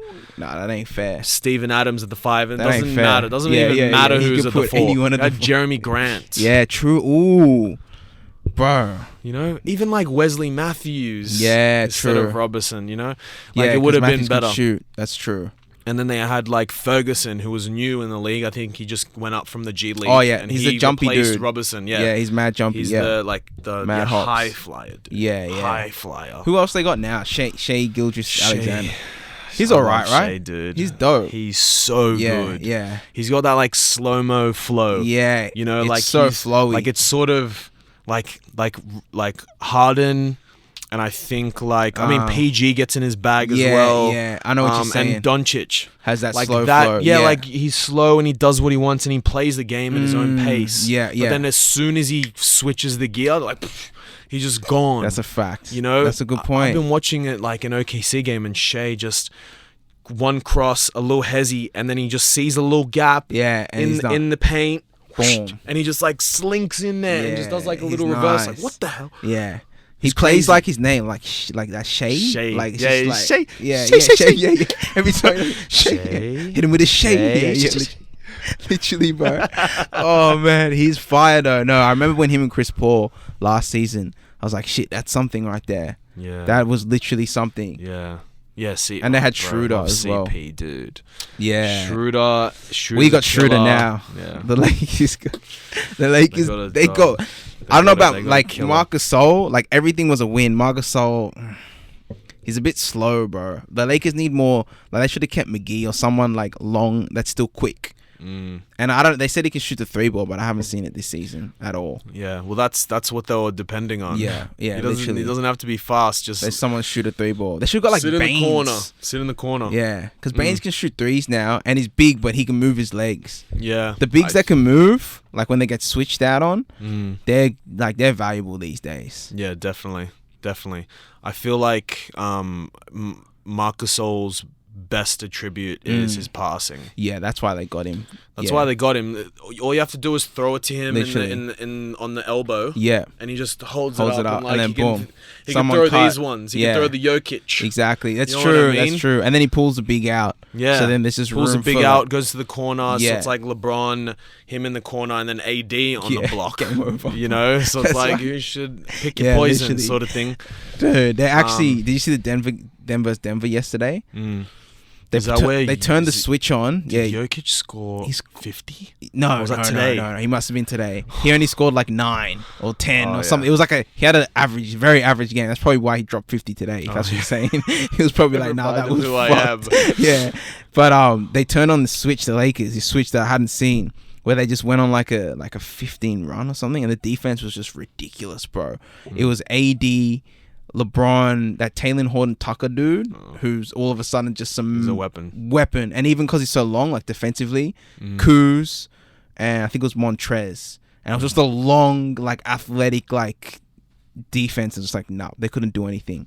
Like Murray, Jokic, they couldn't, and I'm just like, oh, that could take on like a crazy offense, like the Nets, which are looking pretty good offensively. Defensively, out the window, but offensively they're crazy.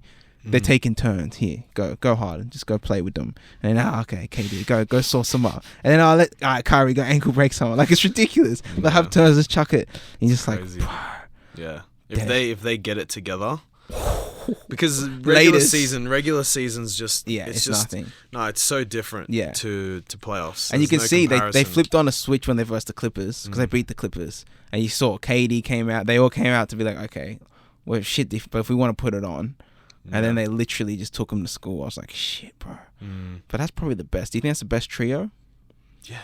Easily. It's pretty intense, There's bro. Who like, else? that's crazy. Like, they're 3 of the greatest, like... Is there another one? That's the top 3 scorers in the league, you could say. That's like in the top 10 best offensive players of all time. Yeah. There's when 3 of them. When you break it down like that, yeah. 3 of them. Like, KD is probably... Yeah, KD's in there. He's in there, of course. Dude, the guy... If you just say just scorer... Yeah. In general... Yeah, just a scorer. I think KD's number 1. Yeah, probably. KD's number 1. As a scorer. Is Harden 2 or 3? That's what I'm saying. It could be Harden and then... Is it Jordan? Is Jordan 2? This is tough, though. Kobe's in there somewhere? Yeah, Kobe's in there.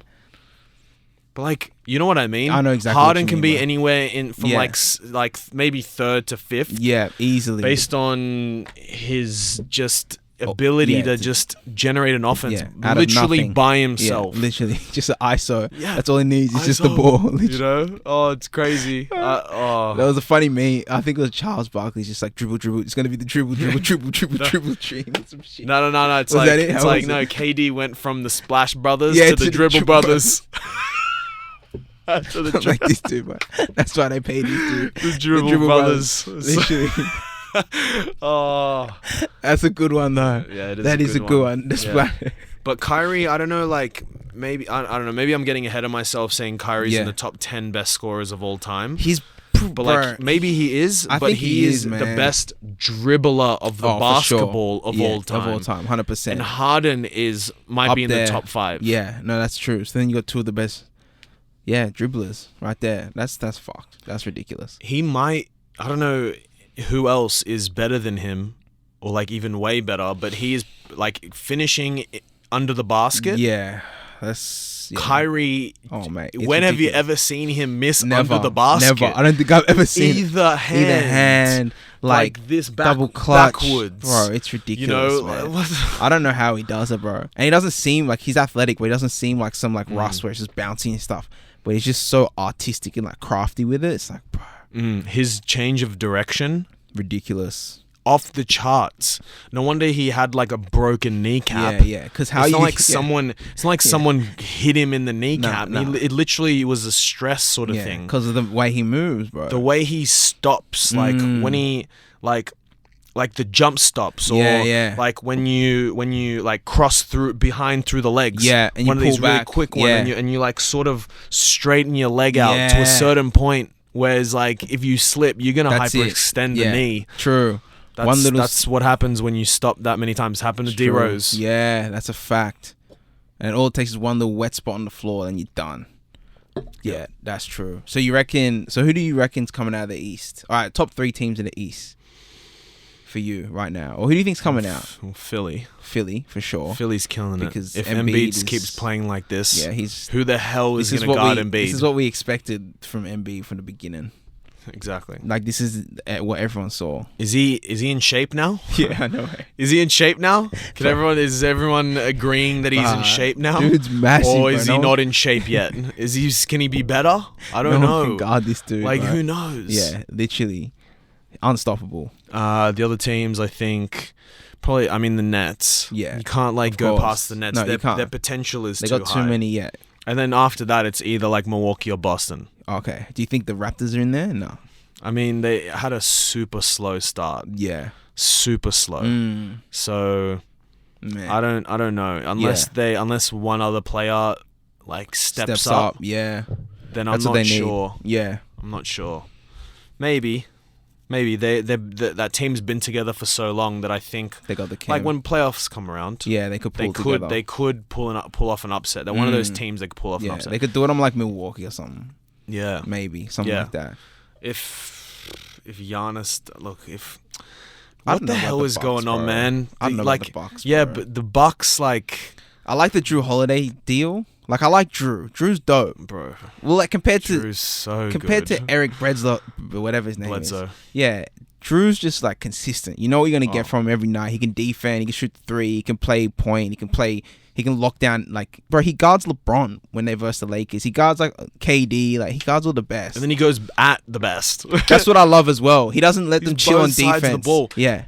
Every single like All the Smoke podcast. Yeah. Or No Chill. Yeah. With Gilbert Arenas or whatever. What a boss. Whenever someone like a guest is asked who is the most underrated Drew NBA player, everyone says Drew Holiday. Fact. And now I'm on a podcast saying Drew Holiday. Oh my. Literally. No, but it is. Dude, he needs his props, man. He needs his props. He was an all-star at one point. I think twice maybe, or maybe it was once. The dude can play. Yeah, when he was playing with AD. Literally. And Pelicans. Bro. So I think that was a good move for the Bucks. But I don't know what's happening. I don't know why it just doesn't look right.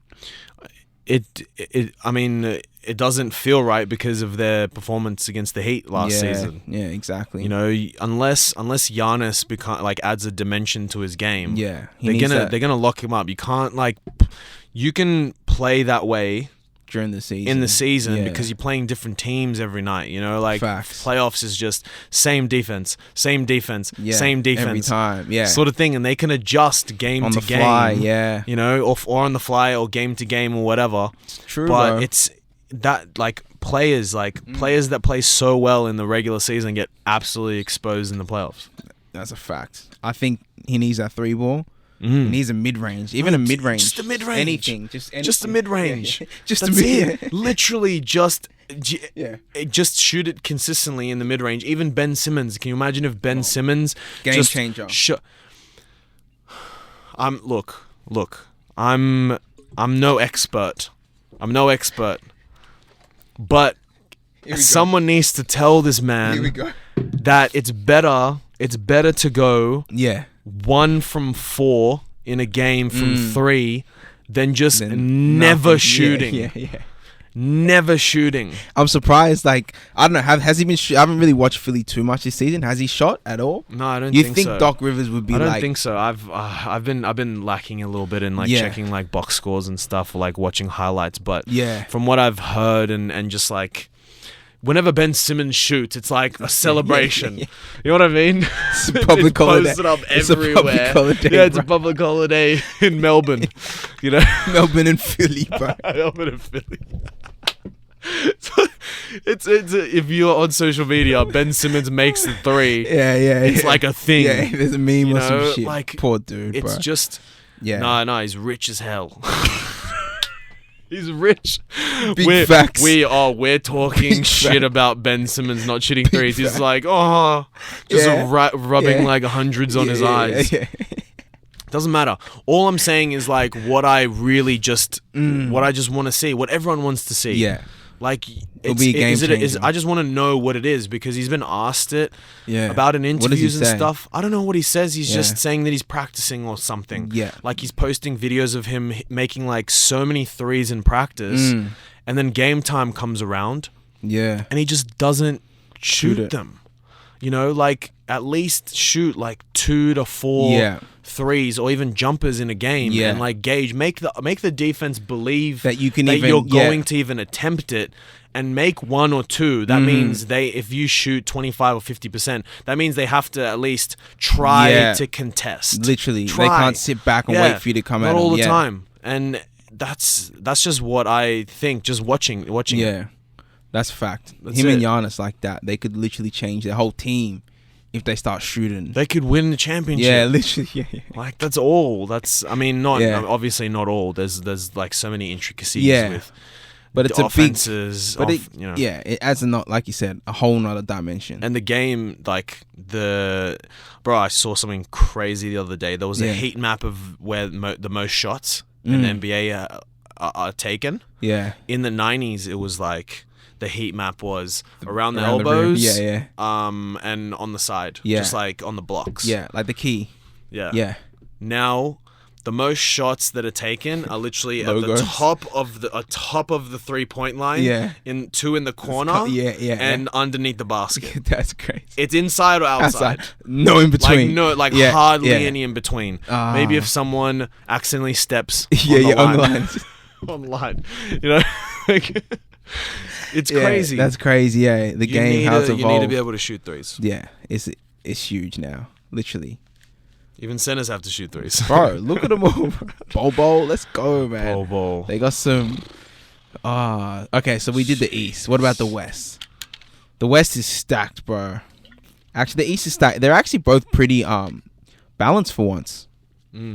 I feel. It definitely helped Harden going to the Nets. Yeah, it balanced it out. Oh, but now I'm kind of... No, not really. Actually, the Nets were already a sort of favorite. They were definitely up there. What sort of... So I can't really think about what really balanced it out. Who went to the East? There was... KD went... Yeah, to the East. To the East. Yeah, that sort of balanced it out balanced, a bit. Yeah. Well, I mean, KD Russ, leaving Golden State balanced. Yeah, that balanced everything. That was Thanos' snap, bro. That was Thanos snap. No, we shouldn't. No, we let's not get into it, bro. Because anyway, it is what it is. Golden State are looking alright, to be honest. They're a bit... Well, it's finally just Steph has he can just go permission ham. to. He doesn't need permission. He pretty much gave himself permission. Yeah, literally. To just. Dude was going off today, bro. Just shoot. Yeah, but so the West too. It's the Lakers. Yeah, for now. I reckon. Who else? Clippers. The Clippers, yeah. Clippers. I think they're always going to be up there. Whoever has Kawhi is always up there. They're still not convincing, though. But they're up there. I think, the Nuggets. The Nuggets, from what they did in the playoffs last year. Jamal Murray went ham. Yeah. Crazy. When playoffs comes, that was crazy. That was... I was just so shocked. Because I didn't know he could do shit. That was like some Jordan shit. I'm like, whoa. That was like a flash of like... That was... Damn, bro. That was... I don't know. I've never seen Jordan do anything like that. That was intense. I think like the 360 that I've seen Jordan do was like like he gets bumped and he does like a little thing. I don't know. It's just the way it looked. Jamal's one was like it was like a poetry in motion. As soon as he went off the ground, he knew exactly what he was gonna do. Yeah. He like spun and like laid it up. It was like a painting. Yeah, it was watching literally. A painting being done. And he just lays it up. Just the way it looked was just so smooth. Fucking earth, it was so just beautiful. Yeah, no, that was dope. Beautiful. I remember like, what the fuck? I must have watched it like 50 times in a row. The first time I watched it, I'm like, how the fuck? And it was the shock factor as well. It's like, what? Jamal Murray? Like, Gobert? Yeah, literally. Defensive player of the year. And he's what, like 7 foot or some shit? I was like, dude, that's crazy. Yeah. The Jazz, they look alright as well. The Jazz look alright. Yeah. The Jazz. So it'll be... They won like 11 in a row or something? I think they're number 1 right now on the fucking ladder. On the ladder? Yeah, they're number 1. They are. Yeah. And then you got Portland. Portland, they're in there as well. It'll be dope. Like playoffs is when it'll hit the fan. It'll be like, okay, this is gonna be fucking. It might be one of the best, to be honest. I don't want to get too ahead of myself. But hopefully, I don't know, like this All-Star game. Yeah, I hope it doesn't happen. Yeah, because you know what? If it doesn't, they're not as friendly. When the All-Star game happens, everyone like kind of daps it up again, buddy. But like if you keep them all separated for a bit, it gets chippy, you know. Yeah. We want that for the playoffs. We want a bit of like when Wizards versus Brooklyn. Bro, you saw Westbrook go beast mode again. You're like, he wanted to fucking put on KD, and him and Bradley Beal just went off. I think they won only by 3 points, but they weren't fucking around. They're like, okay. And we want that chippiness, bro. I mean, that was pretty crazy, that finish, though. No, that was one of the craziest finishes I've seen in a really long time. Think about how many. Bro, they're up by 6, and then Beal gets it, goes up and he sinks it, and then Joe Harris, goes gets the inbound and doesn't sort of wait for KD to make his move. It was just because KD was being double teamed. Yeah. And then he ended up doing the little jab step and changing direction to go to the other side. Yeah. And then Joe Harris just throws it at KD. Right. So just after he did the jab step and changed direction. Yeah. And then I think is it Huerta? No, not Huerta. He's in Atlanta. I can't remember what's his name in Washington, but he just grabs it and just passes it to Westbrook. And then sinks it. Yeah, tie game. That was it. Yeah. Or was it tie? No, I think that was the win. No, it was a win. It was a win. I think it was a win by 1 point or something. Yeah, they were down by 5. Yeah. They were down by 5. And then Russ turns around and screams at the bench. And you're just like, fuck, bro. You know Russ is hype after this, bro. I love that dude. He ain't fucking around. I think that might be... I don't know. I can't speak for someone in the NBA, but when you're on a losing team, you have to take every little victory. Yeah, and that was... You know what I mean? That was one of those... That was a huge victory. Massive. But... the way I haven't seen Bradley Beal smile like that in a long time. Dude, he's always looking sad on the bench, bro. Poor dude. And he didn't make All-Star last year. Guy, bro. And he's the only All-Star, the only person to not make an All-Star that averaged 30 points. I was like, or 28 or something. I don't know. Bro, the guy can ball. He's averaging it's crazy. Or 34 a game. Bro, it's not fair. He's Give the man his roses. He needs his roses, and give him his flowers. What would you say he's definitely in the top 4 shooting guards, right now? Yeah, he'd probably be third. I'll just say Harden's in front of him, and who else would be in front of him? Harden. Kawhi's more of a small forward, so I don't know if. What's PG? He's not. Yeah, but I don't. Who would you take PG over Bradley Beal? I don't know if I would. No, I like Bradley Beal, bro. No, because he's clutch. Yeah, no, because Beal's clutch, bro. No, but do you want someone who's been in the playoffs and underperformed? No, but you have the experience. He has the experience, but he's underperformed, but he has the experience, so he might play better. And he knows Bradley Beal. Yeah, doesn't really. They have been to the playoffs a few times, but it wasn't not deep. In the first round. Him and John Wall, they were getting. Yeah, I don't think they made it out of the first round, but for playoffs. I don't know. I feel like Beal. Yeah, I'd take Beal. Though. PG hasn't been out of the second round. Yeah, true. So there you go. I'd take Beal, bro. I'd take Beal. I think he's not as good defensively, but I think offensively he outdoes Paul George. He's I don't know whose shooting percentage is better. I think Beal, or from 3. I think it would be maybe Beal. Beal, that dude. I guess it just depends who else is on the team. Yeah, that's a fact. I don't know. Yeah, that would be a good problem to have. Yeah. What a great problem. Oh man. All right, so that's the. So you think Lakers? That was it. That was your top for West. For the East, Brooklyn. No, that's what we got from it. Maybe Philly. Oh yeah, you said Philly. Maybe I don't know who's gonna guard Embiid, but then who's gonna guard Harden, Kyrie, and KD? Yeah, literally. All 3. Pick your poison, bruh. It'll be good to watch, though. I can't wait for the fucking playoff time. But that was good basketball talk, bro. First time on Midnight Moods. Let's go. I'm glad you got out of your system. Yeah, could have needed to, bro. I feel like every other interview, do you watch NBA? Yeah. They're like, no. Damn. I have to wait for Stoyan. Yes, he's on his way. Bro, you still coming in this week? Legend, bro. But it's great to have you. But I want to talk about the music coming out now. So you got White Linen, right? Mm-hmm. That's coming out on the 19th. 19th of Feb. Mm-hmm. And then this will come out just before it, so people can go fucking run up the streams. You know what I mean? Suss it. And then what else you got coming up this year? So with Vin... Collaborations, yeah? Yeah, got collaborations. So... have a track called Barcelona Nice. That's coming out. It's let's just think like Miguel, J. Cole, like come through and chill sort of vibes. Yeah, dope. So that's Vin again on the guitar. Yeah. And some keys, some strings. Is he Otis. singing too? Yeah, he sings in the hook. Dope. Because Yeah. I was imagining you're Cole and he's the Miguel type. Okay, Yeah. Dope. So that's I'm not sure.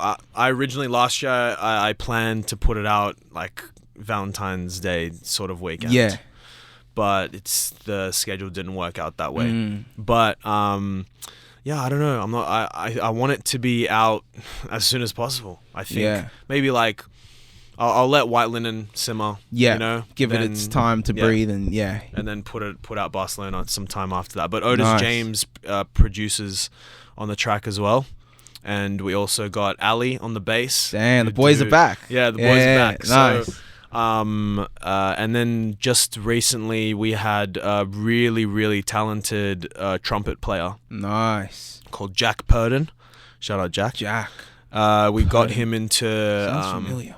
Yeah. into a studio in Coogee. I think it's called. Nice. It was called Yap Yap, but I think it's called Ice Cream Studios now. Dude, these names you've been dropping today, bro, have been What, Ice Cream? Oh, Yap Yap. Which one? Which one's weird? But yeah, so that track is well on the way. Yeah, nice. I really want to do a video clip for that track. I think it deserves one. Dope. But it has I want that sort of Barcelona vibe to it. Some sexy stuff. Some sexy stuff. That track is actually interesting. About that track, I wrote that first verse when I knew my girl was coming to the studio.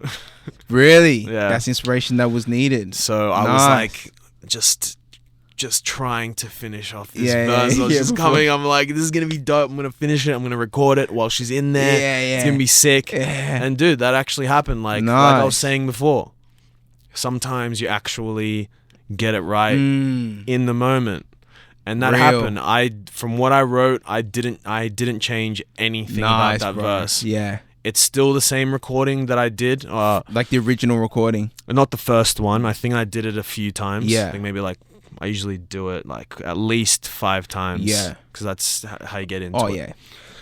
But yeah, from that first session, the first thing I wrote, that's what it is. Nice. And then I wrote the second verse later.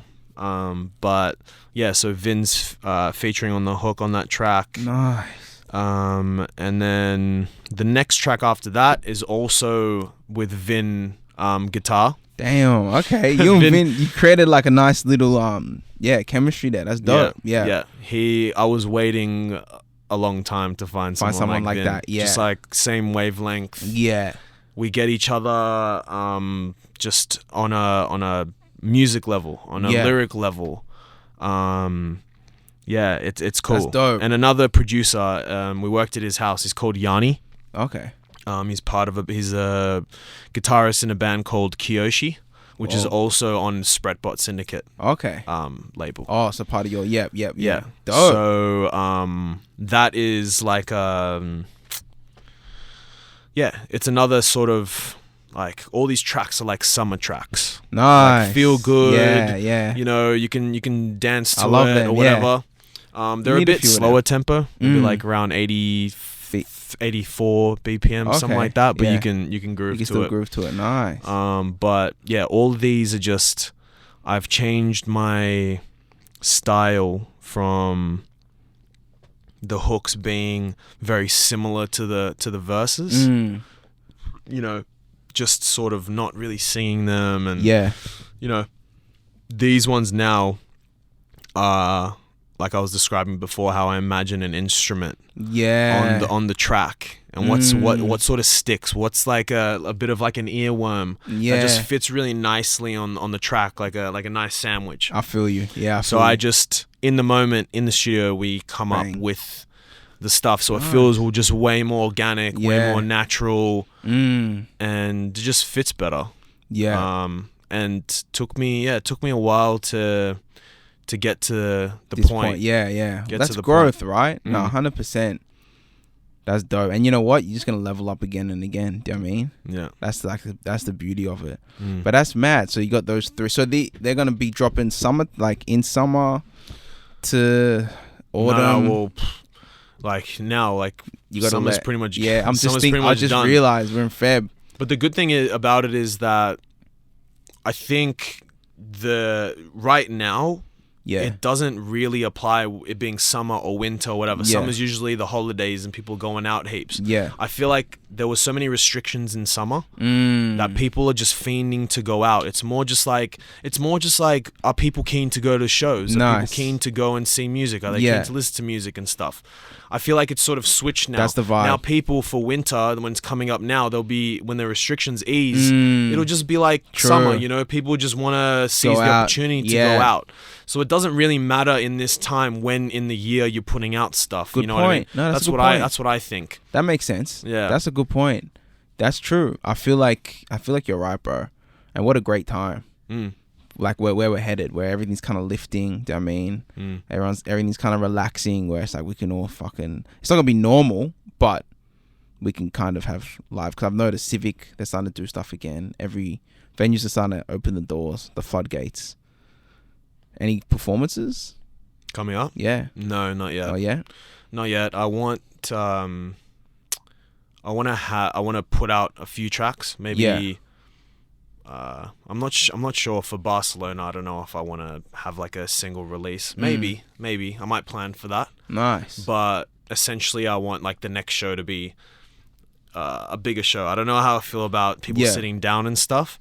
I feel like I'm being picky. But like the live shows that I've had, just thinking of everyone sitting down and stuff doesn't really appeal to me. It's not like I'm in a rush. To do it. No rush. I just want to get the ball rolling and like remind people that I'm still making music because it's been so long since I've put out anything. I want people to start talking and being like, oh, I heard that track you put out. When's the next one coming out? Oh, you put out another one. When's the next one? And then eventually people will realize that I'm putting out music again.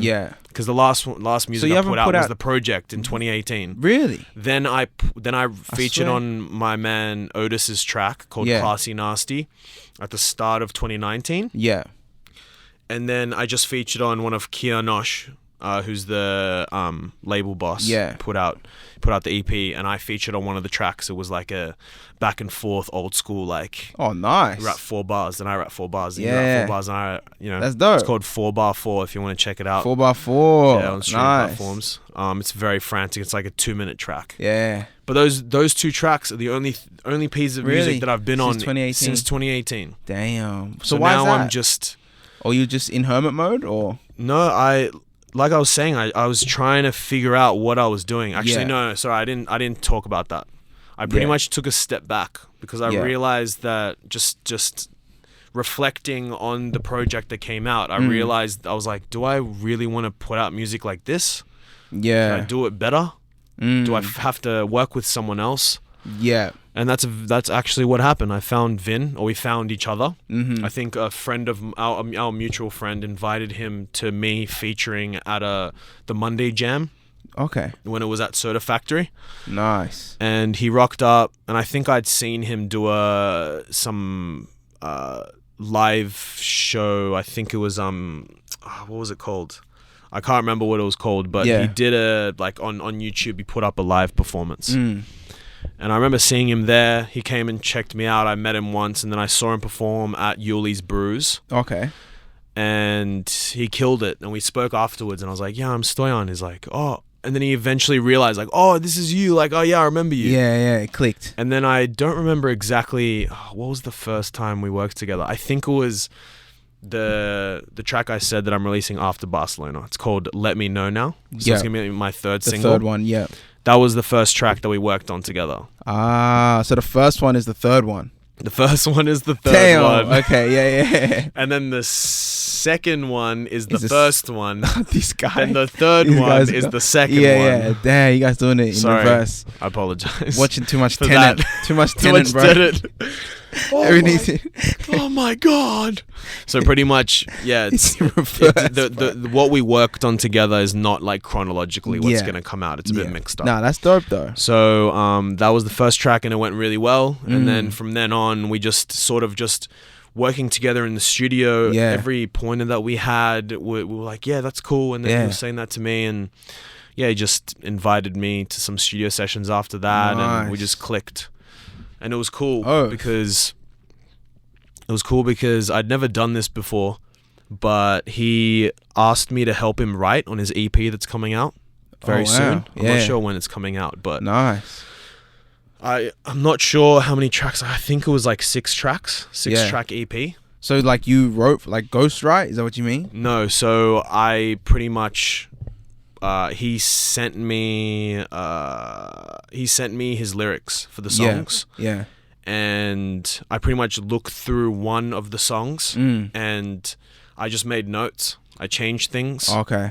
In different colored fonts, so different colored letters, so he can see what I've changed or whatever. And then for all the other lyrics, I just left it. Like I didn't want to do too much work before he saw what I did for one track. And then he came over to my house and we both sat down on my desk and we went through every song, and we would be looking at the lyrics while we're listening to the song, and I'd say, oh, I think I would change this, I think I would change that. What do you think? But the way he wrote it was really cool because he would just double up on verses. So he would write the just exact same thing for the next for the song. Like no, in one song he would write like it'd be like chorus, verse 1. Then the chorus again. Then the same verse. He would just copy and paste it. With like asking me to help him to write something else for the second verse, just like a placeholder. I see what you're saying. It's a reference point. So then what I did was what I think a lot of good pop songs do is that when you're listening to the song, the flow is the same in the 2 verses, but the lyrics are different. Some of the rhymes are the same, but then you sort of trip out because little differences. You trip out because you're listening to the second verse and your brain thinks they're listening to the first verse again. It's like a whole bunch of choruses in the same song. Like every part of the song is like a catchy sort of hook, sort of thing. You know what I mean? And that's what we did. Wow. Like we're going through the whole thing, and I'm just looking at the second verse, and I'm relating it to the first one, and I'm just saying, how about we change this? It'll still be like a flowing story, and then the flow's the same, but we'll just switch up some words. Develop it. That's dope. Into something. And I'm just asking him like, tell me the story about this. If I want to change to this, is it the truth? Like how do you feel about this line, this reference?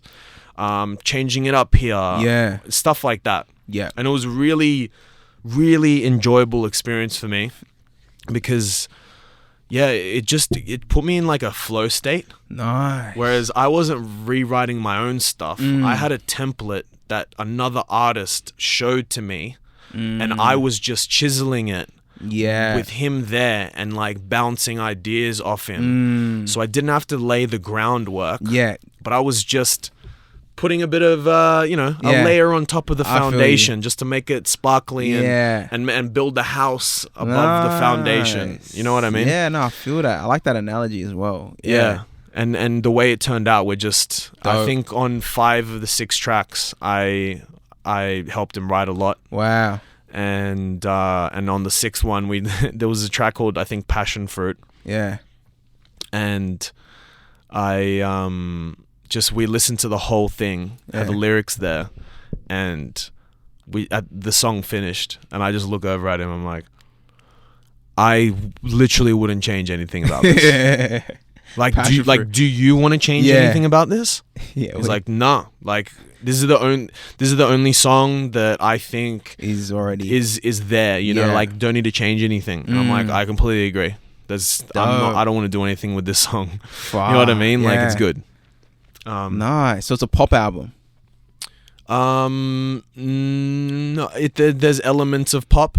Like it's catchy. So can there be like radio? Have radio play? Very radio friendly. But there's just super soulful, and there's like sort of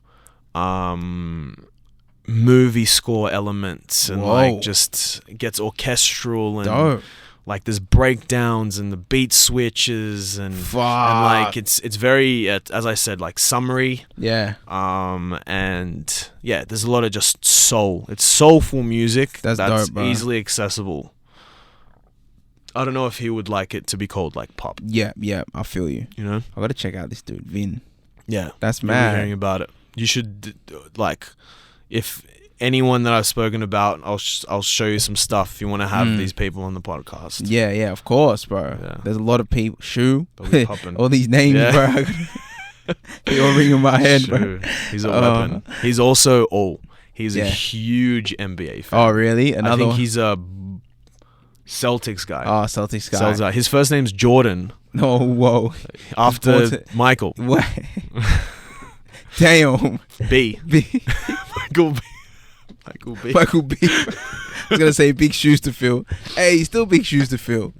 Damn. Yeah. That's it, man, bro. So White Linen is coming out on the 19th. Music video. When this drops, it'll be a few days. Yeah, a few days before. Music video for it now. Yeah, there'll be a visualizer. A visualizer. You know those things that some artists are doing these Yeah, days? yeah. Is that like the canvas type thing on the Spotify? Yeah, that's an element of it. So that's like Okay. super short. Yeah, It'll be yeah. like anywhere between like 3 to maybe like 7 seconds or Yeah, something. Yeah. But the visualizer, I think we will try to get that Nice.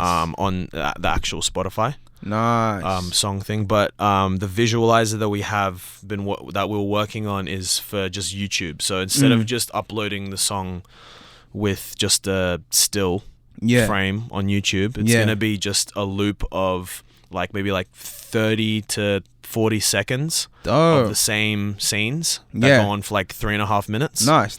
Yeah. So it's not like the song that we made, we weren't like, we don't want to make like a full-on video clip. Yeah. You know, come up with a concept It's and a everything. lot, yeah. We just want some eye candy for someone to look at when they're just listening to the song. You know, showing the Anzac Bridge. Yeah. You know, us in a car. Yeah. And like driving around, giving the sort of The vibe, yeah. of the track that we were going for. Show a little. Yeah. Golden hour, like sunset. Nice. sort of so you thing. captured those moments? Yeah. Nice, bro. Yeah. Went to Parama Park at the casino. I know exactly that park, Going, bro. yeah, That like is the looking at the perfect bridge spot. with Yeah. the sunset at the back. That is a perfect spot. Yeah, that is a cool. nice little park up there. It's like a park it's like a high park, if that makes sense. Is that the one? No, you're at the before bottom that. of it. Yeah, Yeah, at the bottom where like there's like wharfs and stuff Yeah, there. I know which one. So Yeah, and they that's got cool. like nice, bro. Yes. He back, ladies and gentlemen. Let's go. 2021, man. It's going to be a big year. Yeah. That's it, bro. Nah, I'm excited for you, man. That's dope. Anything else, man? Like that's coming that we should know? Or is that I'm trying to think. Just songs wise. Yeah, song wise. Yeah, I've quite a few songs up my sleeve. Yeah, you got to I just these 3. Yeah. I like the ones that I want to come out the gate with. Yeah. And then after that, I want to just in the meantime work on new tracks. But Yeah. like, there's a fair few tracks that I thought have in the that oven. I'm like yeah. just working on. There's some things I want to do to it and get like when the songs come out as well. Hopefully it'll be easier to get features from people. Yeah, you know? I feel you. So I can ask more people to try to be on tracks and stuff. Collaborate. That's dope, bro. Once it's out, send it to me. I'll play it obviously on sure. radio and stuff. And I'll put no swear words. Hey, let's go. I'm keeping the Let's PG go. Keeping these the PG, days. baby. That's it. Radio play, man. That's dope, man. Yeah. Awesome. I'll put the link in as well on the thing, on the video. I'm trying to up my game as well, bro. I think that's 2021. Up our games. Yep. But collaboration is key. That's what I'm learning. Definitely. Do you know what I mean? It definitely is something. It's like having people on the podcast. I'm learning as well. Like I was telling you before, it's like getting downloads from everyone. It's just like, whoa, this is intense. Definitely, it's like some Matrix shit. Matrix. Whoa. Collaboration. If only it was that simple. Oh man, I was talking on the other podcast about you probably studied the Matrix in school. You would have. I think surely. so. I think so. That in 1984. Did you do them? Oh yeah. Yeah. 1984 for sure. I'm Yeah. not sure if I did the Matrix. I don't know. No? Maybe. Okay. Maybe. Or like Blade Runner. Oh, so you were the Blade Runner. Maybe Blade Runner, yeah. Damn, someone else you did just Matrix? Yeah, we did Matrix, bro. Damn. But but I didn't get it then, do you know what I mean? Like, I get it now. It was different. Back then, it's just like, what are we doing? But now it's like, fuck. What? Matrix is just... What's happening? It. I know. It's like it, and more talk about how this might be a simulation. Oh, mate. It's all there. What? Oh, my Lord. Supposedly, there's a new one coming out Matrix. soon. Yeah. Oh. I mean... Where cool. can they I'm gonna take watch it? Yeah, of course. I'm gonna watch we're all it, gonna but watch like it. after the first one, the second one's cool. Yeah. Second and third one, amazing fight scenes, action, all that. But it just you can't. It's like perfection. Yeah, first it's one's tough. perfection. It's tough to do like that. It's so true.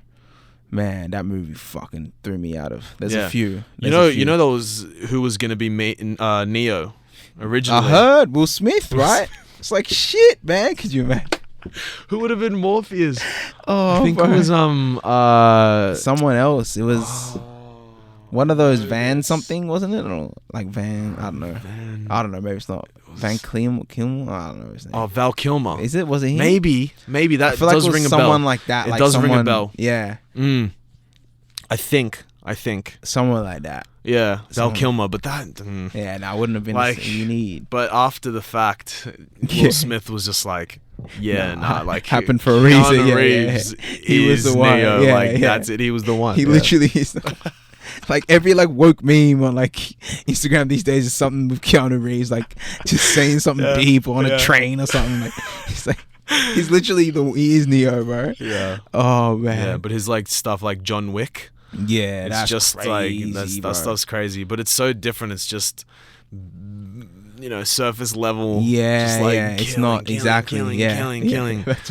But you gotta get your bread somehow. That's the thing, right? You gotta. That's like with the radio. Like one of the songs that I made is kind of it's still me, but it's like a radio type of vibe that I tapped into. Do you know what I mean? But like you said, you gotta go outside the box. You know what I mean? Like he can't just be Neo all the time. What's his name?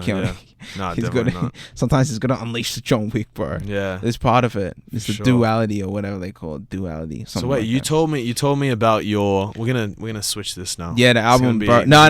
Listen, me interviewing you. Nah, bro. Hell no. But but just tell me. So it is coming out the 14th of Feb. Oh, dope. Yeah, because that's my birthday. Yeah. So I'm dropping it on my birthday. V-Day. V-Day is, so it's not Valentine's, it's Coco's birthday. Just saying that. So tell your missus, like, it's Coco's birthday today. If we going out to celebrate, it's for him. Nah. We're doing this. Yeah. Okay. But yeah, so I'm dropping it then because I'm calling the album The Age of Aquarius. I'm an Aquarius, and 14 songs, born on the 14th. So I'm trying to align it all up. 14. Yeah, 14. That's huge. It's a lot. 4 of them, like you were saying, I already had dropped. So there's 4 that people already have heard of. Yeah. Well, people that listen to my stuff, the family. But yeah, 10 total new ones. Yeah, and I definitely like dabbled into some like Gold Link vibes in one of them. So yeah, I had fun with it, bro. I really had a lot of like, I kind of found my flow by the last 3 songs. Not like my flow's there the whole time, but I don't know, the beats, like I'll show you some after this, to be honest. I will. Sure. I'll show you a few. Let's do it. Let's trade. I'll show you. Yeah, facts. Bro, 100%. Why not? The speakers in here are nice too. Yes. They are like. What's your setup like? What do you? They are, bro. This like, is where. No, I mean like for my phone. Aux. But they've got this one for you. The little dingle or whatever it's called. Dongle. Dingle dongle. Dongle. Oh, bro, that's too funny. Yeah, I have a Samsung, so I don't use them. But man, alright, thank you for coming on, my G. Bro, thanks so much. Dude, for having you gotta me. come back when all 3 have dropped. Yeah. You know what I mean? Come back, do a little review, you know what I mean? See how it all went. We'll try to I'll definitely like have a show planned by then. Yes, that'd be perfect. So we'll do it. Yeah, Might do it for dope. the show. Nice. Yes, bro. And maybe some tickets for the Midnight Moods family. Yeah, of course. Hey, bro, that'd be hectic. Backstage. Like, oh yeah. Bro, that'd be mad. Nah, live music is coming back, bro. But yeah, I'd love to see you live, bro. I don't think I have. But yeah, bro, that'd be hectic. But thanks again for coming on, my G. Stoyan, my brother. mate. He's coming back as well. It was a pleasure. Make sure everyone checks out the new track that will drop, White Linen, and give him your IG on your you don't have to give him your Spotify, your IG and stuff. IG is Stoyan, so it's STOYAN _WAV. WAV. That's right. Why did I think it was the one? Oh, it was.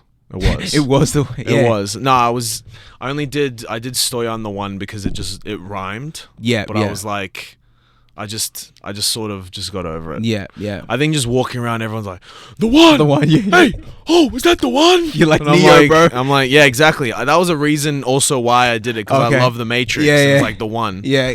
Yeah, I was like, it just works, and it was available. Yeah, on true. Insta. I just did it, but now it's just Stoyan _WAV. That way, like people just know that it's like music.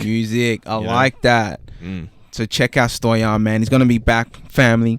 And he will have a live show by then as well, which will be dope, and some more new music. Make sure you check out. Is it Balloons? No. So it's SKST. SKST. That's right. Okay. That's what the so that's it. called. Just SKST. What does it stand all for? Caps.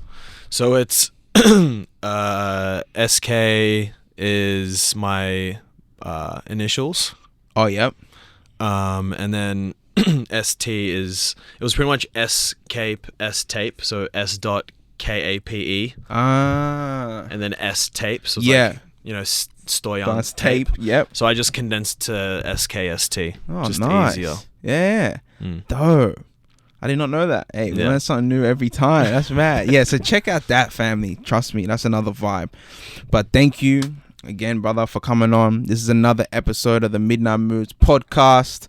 We'll be back, family, next week with a new special guest. Who is it next week? You'll find out. There you go. I'm Coco the Conscious, aka Mr. Moods. Thank you and peace.